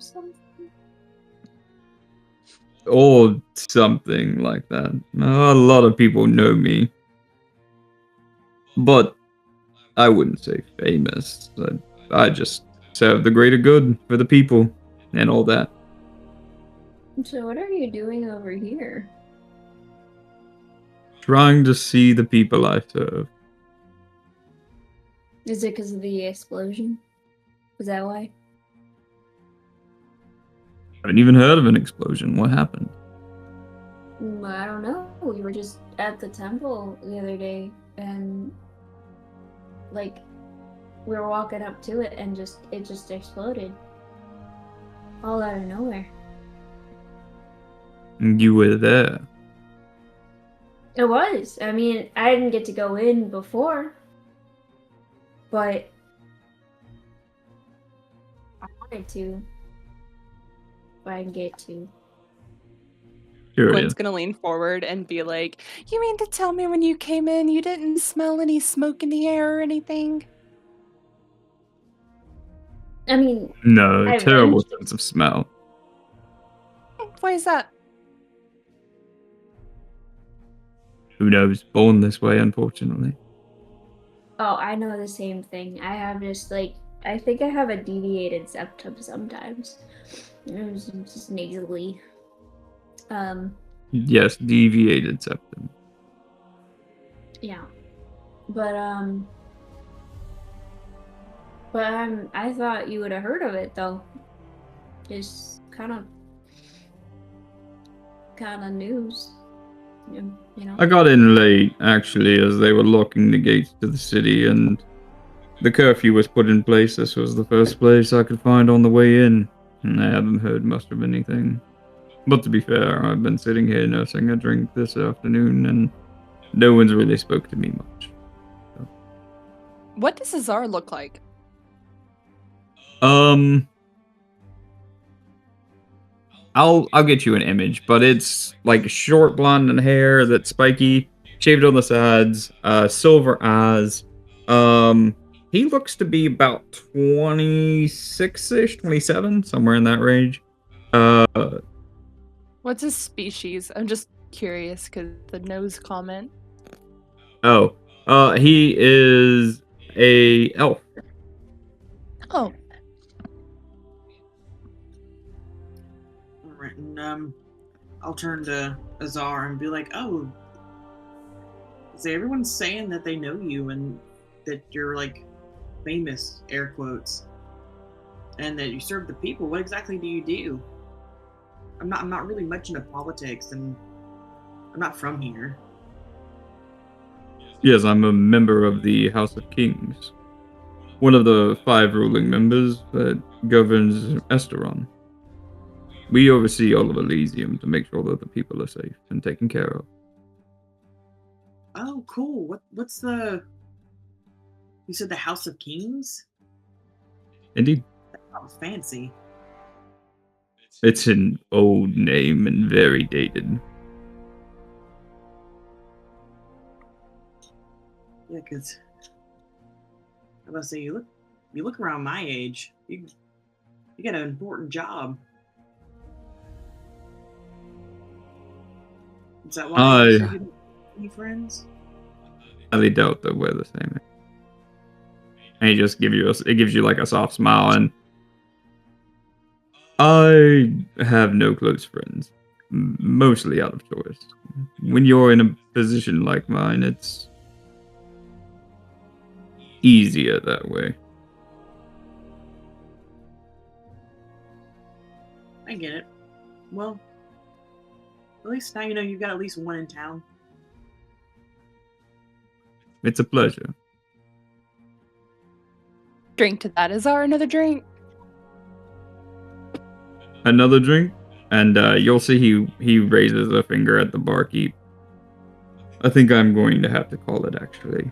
And he grabs the handle near to his right and gives you a pat on the back, and I appreciate the conversation. I appreciate the friendship. And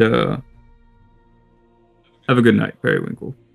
And he begins to walk out the front door, not going up to her room. Did you tell him your name? Yeah. Well, I told him Wink. Oh, okay. I didn't say Periwinkle. Dun dun dun. Dun dun dun. Did he just use my government name? Can you read minds?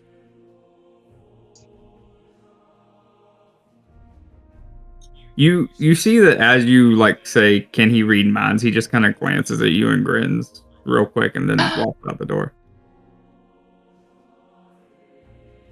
And Gwen's cheeks are going to turn red. You were thinking something dirty, weren't you?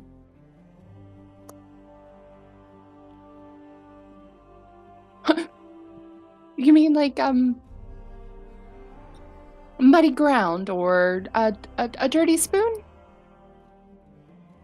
Sure. That's exactly what I mean. Another round? Another round. Let's go. The barkeep just keeps sliding them to you one after another. Down 2 more silver, whoever wants to pay that. I'll pay it. I Oh, okay. Well, you can pay it. I mean, if you want to. gotta make sure y'all get home. And we're staying here today. For the 3 of you drinking Exactly. Fireball, I need Constitution saves from all of you. 2 of you have now got up to 4 shots, and 1 of you is at 2. So, Well, that was not a good one. Kaylin, you're feeling pretty tipsy. It's getting to you. What's the bar? Bree, no, Gwen, You are intoxicated at this point. You are drunk. Is the best way to say it. Woo! Ire, you are also well drunk. Ire, this stuff is so lovely. I'm so glad you introduced me to it. Yeah, it's great. This is the stuff. If you ever want to have a good day when you're having a bad day, this is the stuff. I can see what you mean. This is just amazing. And then Gwen is going to get up and try to swirl her dress. Roll me That's a so cool. dexterity check with disadvantage. You said roll what? A dexterity check with disadvantage. Dun, dun, dun, dun, dun, dun, dun.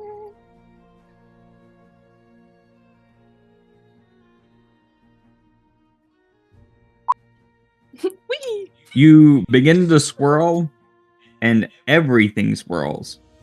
It swirls left, right, then horizontally, up and down, as you swirl to the floor and are now laying on your back looking up at the ceiling.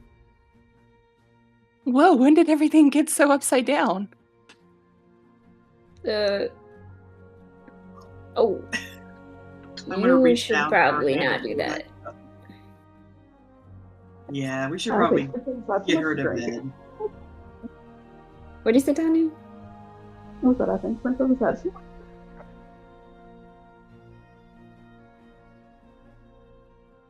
I'm sorry, you're a little muffled, or at least on my end. Here, I'm gonna turn you up.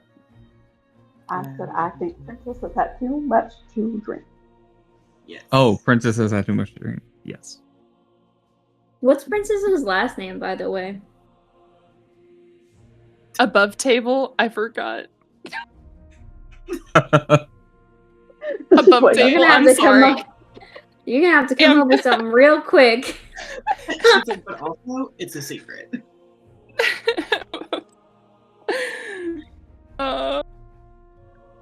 Would I be inclined to tell them what my last name is if above table I remembered it?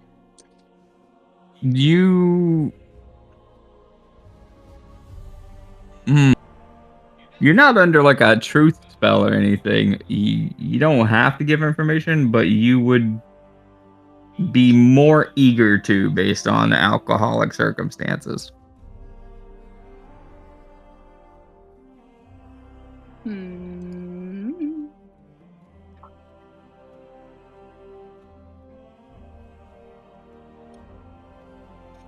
Genuinely can't think of a name. I'm so sorry. You're fun. Oh, it's something or another, just. But I only go by Gwen, so it's not important. All right, Gwen, step on me. Whatever you say. I don't think you have one.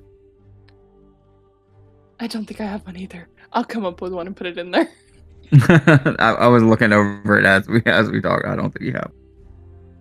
Oh dear. Alright, well, I think it's time for Princess to go to bed.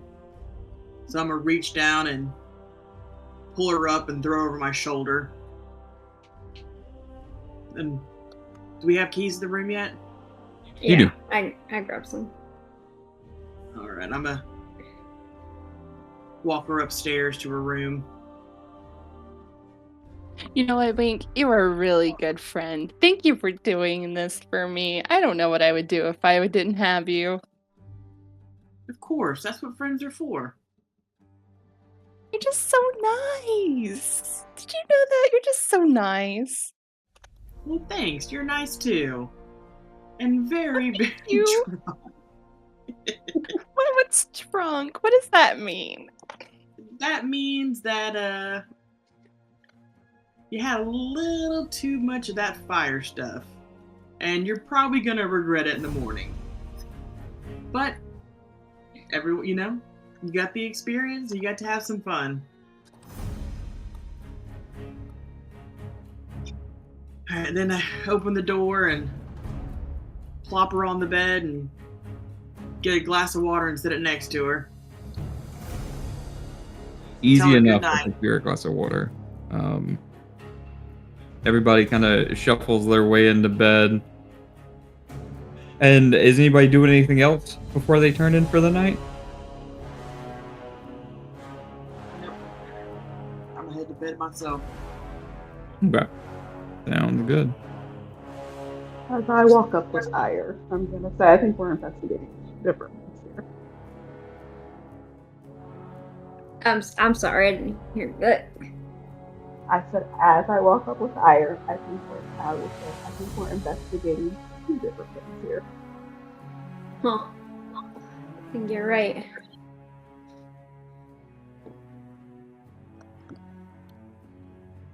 I wonder if Wink actually knew that was Azar.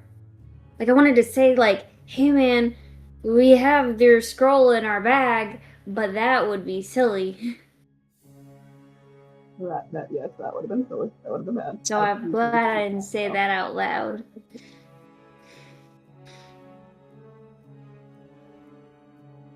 All right, let's get this.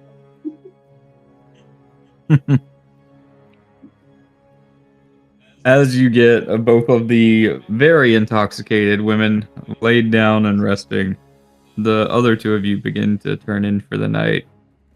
So you're sleeping here and waking up in the morning, correct? Hopefully we will Right. wake up, yeah. Oh dear. Sounds good. You all find rest in the provided rooms, and you doze off and have a relaxing sleep.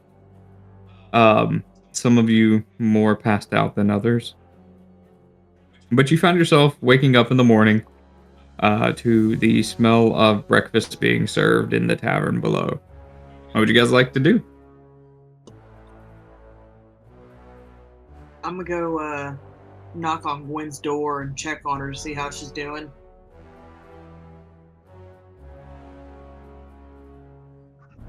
Just Gwen's gonna knock on wake the up. door. Gwen's gonna wake up and be like, why are you being so loud? Gwen, it's time to wake up. Bang, bang, bang. 5 more minutes. Nope. Gotta get you some breakfast. You'll feel better when you eat. Come on.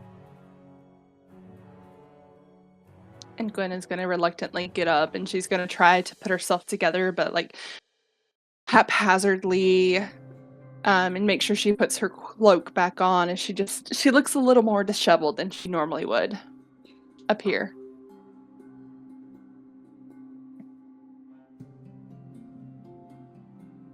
Sounds good. Anybody else doing anything?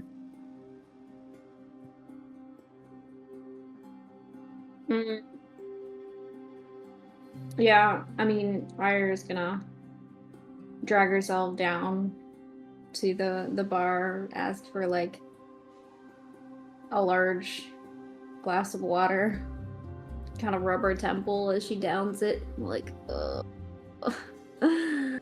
why do I make the choices that I do?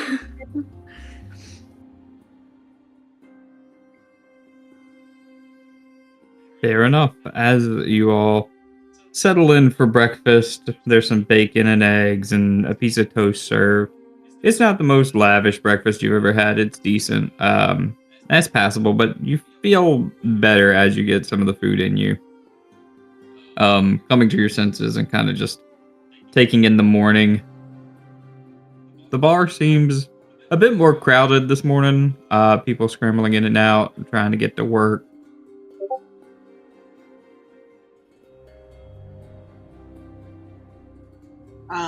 I look around. Do I see Azar? Roll me a perception check.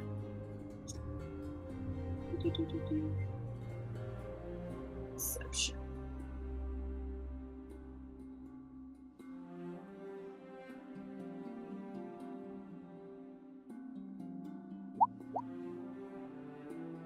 You do not see Azar anywhere. Currently, you're seeing a bunch of dwarves and one furbolg, and then some elves and humans hustling in and out, half elf here and there, but no real standouts. Okay. I'll turn to the group and be like, well, it looks like Azar didn't come back last night. Well, to be fair, I don't think he was going to. It's kind of a bummer, though. I really wanted to talk more to him. I mean, shoot, how often do you actually meet someone like of the ruling council of this, country that you are in, right? Like, there's so many more things I wanted to talk to him about. And that's based off what he was saying. That's probably kind of why he left. He was telling me about how he doesn't really have any friends, and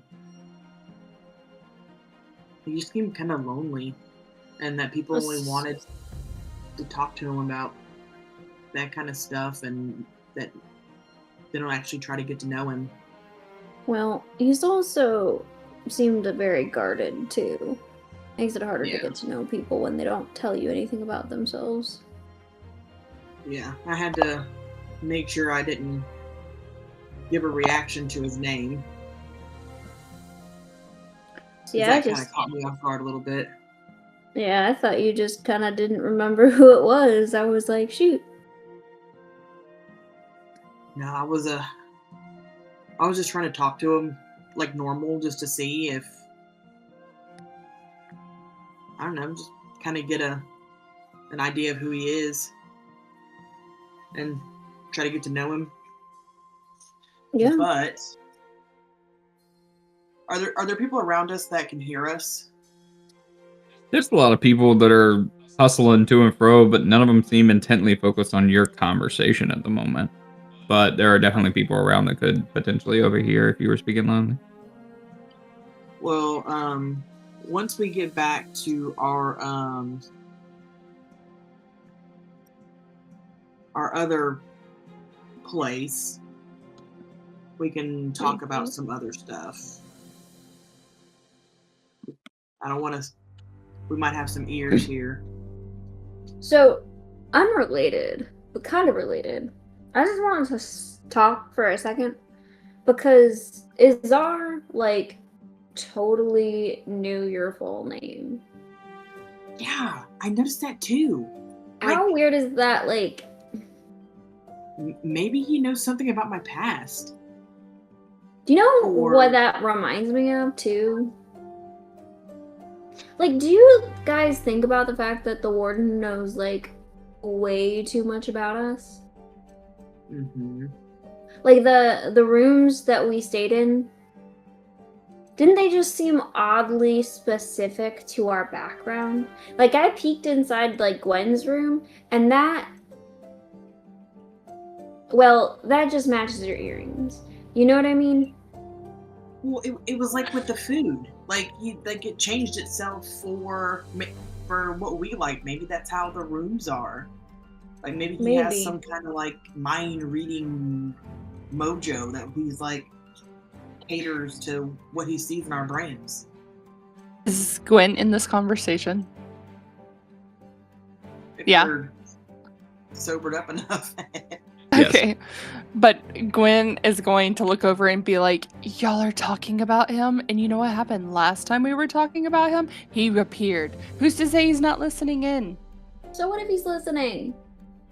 I'm not saying he's a creepy guy. I'm just saying that it's I just want to know why. I want to know why he knows these things. Like, none of us are from here. Like, I'm not from anywhere in the area from where he would know. Y'all can touch the tree and nothing's happened. Did anybody not notice this? I did notice that. How come he wants us to do all this stuff? He seems to be this all-powerful person. Well, I don't know about all-powerful, but like he seems pretty powerful, and he wants us to do all this stuff. And I don't know about you, but I'm not that strong. Just gonna say pretty strong.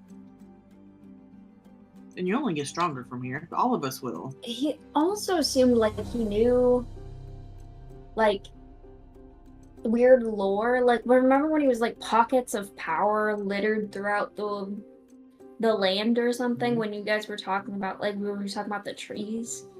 Like, that's kind of a weird thing to say. Like, Yeah, does he the know? magic Cause, is like, magic. So that vision that he made me see, that was kind of intense. was that him, or was that? Above table when I had Yeah, you questioned him. 100% know that it was him because he said that's what I'm working on afterwards. Oh, I'm thinking of the tree. Sorry, situation. Yeah, no, like Oh. after breakfast when we're all circumvening, he like made me see all this intelligent stuff. That was probably him just showing off. What if he's one How of did he these do that? 5 kings? Because Azar said he's one of 5. Like the honor of the king, House of the Kings people. What if the warden's part of it? Because they both are very similar. You know, like they. I heard you yelling. Oh, there you are. I mean, it could be. I don't really know much about that whole situation. I don't either. But our plans for the day kind of got a little screwed. Well, maybe. But if we at go least in and we know. show them the letter from Czar and he's already there, that would be very uncomfortable. Exactly. So we might need to change that part.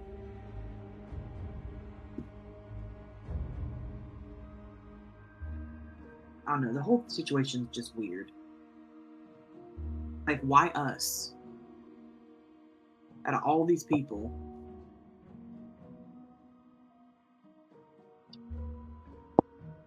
Like, why know so much about us? Maybe he just knows a lot about everybody. Like, maybe he can just decide to know things. Yeah, that's true. Because I know why I'm here, but it seems like a lot of us are here just by chance. Mm-hmm.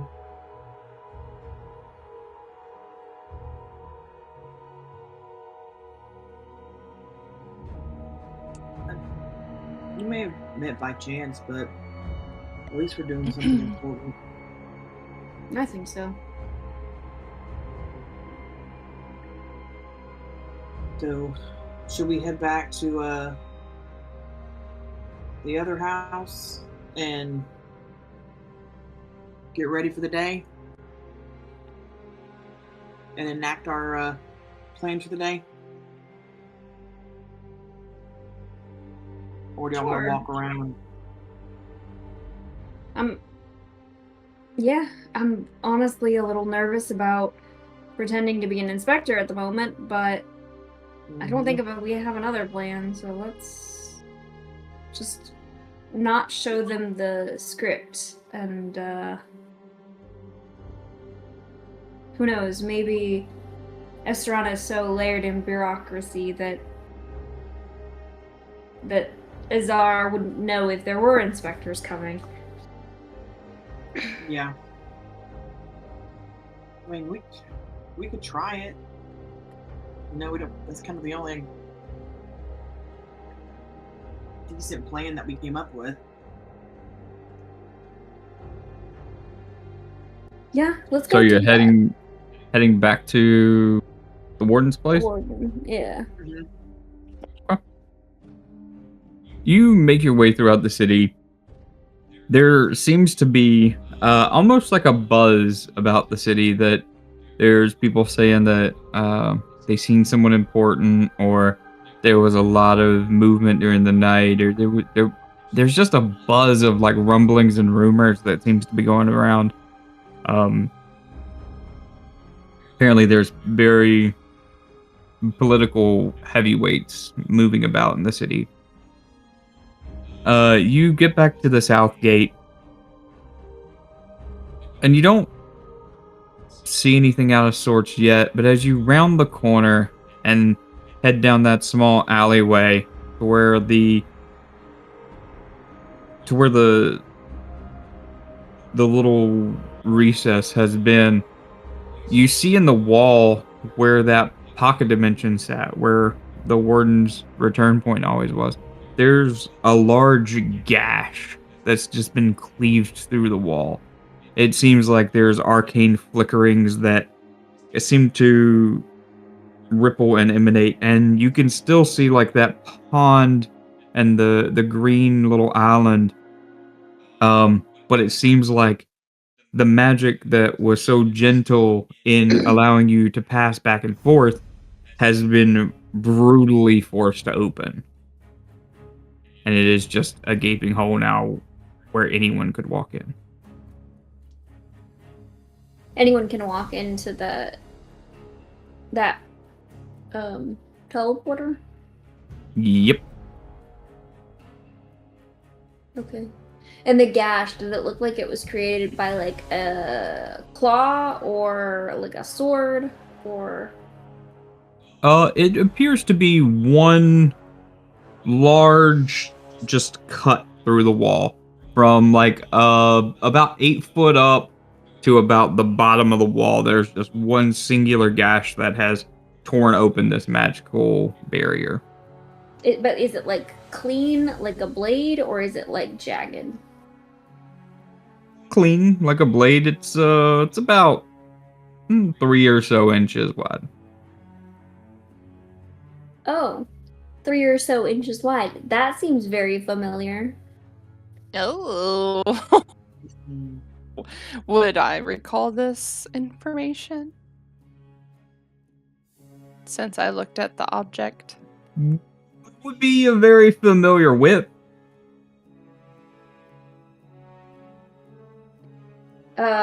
Once I like put 2 and 2 together, I like go like as quickly as I can into the portal. Okay. We're just gonna jump in.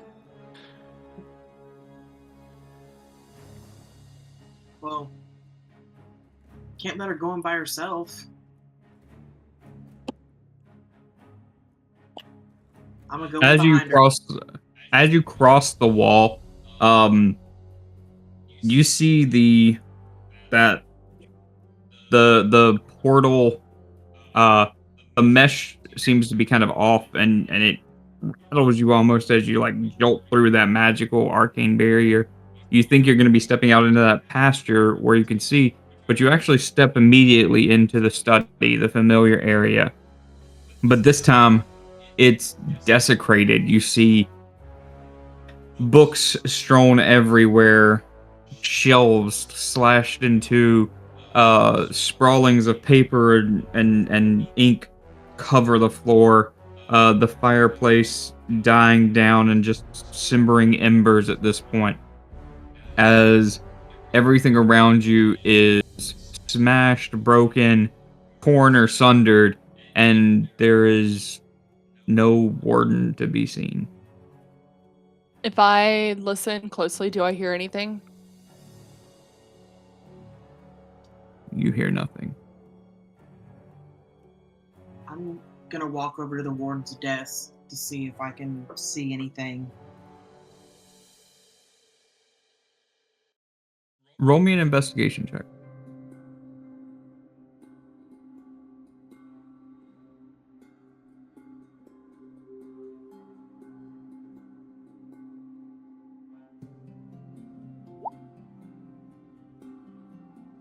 You find a couple of parchments that seem to have been specifically on his desk.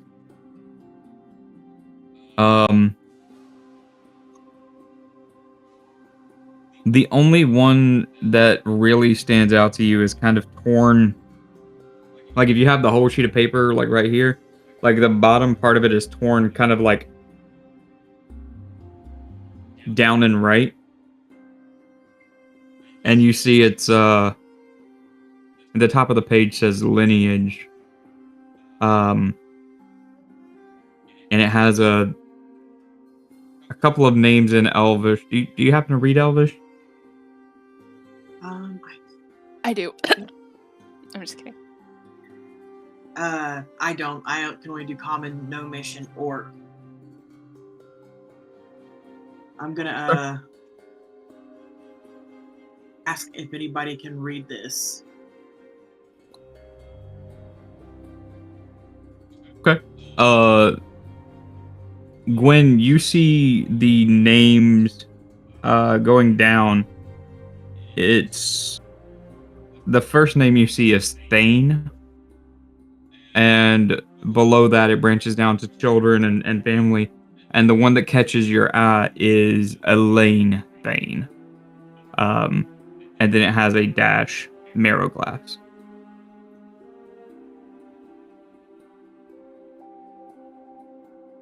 Elaine Thane. Mm-hmm. There was a C. Anyways, so Gwen is going to relay this information to the group. As a quick point of clarification, her maiden name would have been Thane. Oh, cool. Yeah. So Gwen is going to relay this information, and is there anything else that is on the sheet of paper other than the names? Mm-hmm. Down at the bottom of the page, you see a small insignia. It seems to be like a hood that is draped over a skull right above an open book. Would that look familiar to me? Roll me a religion check.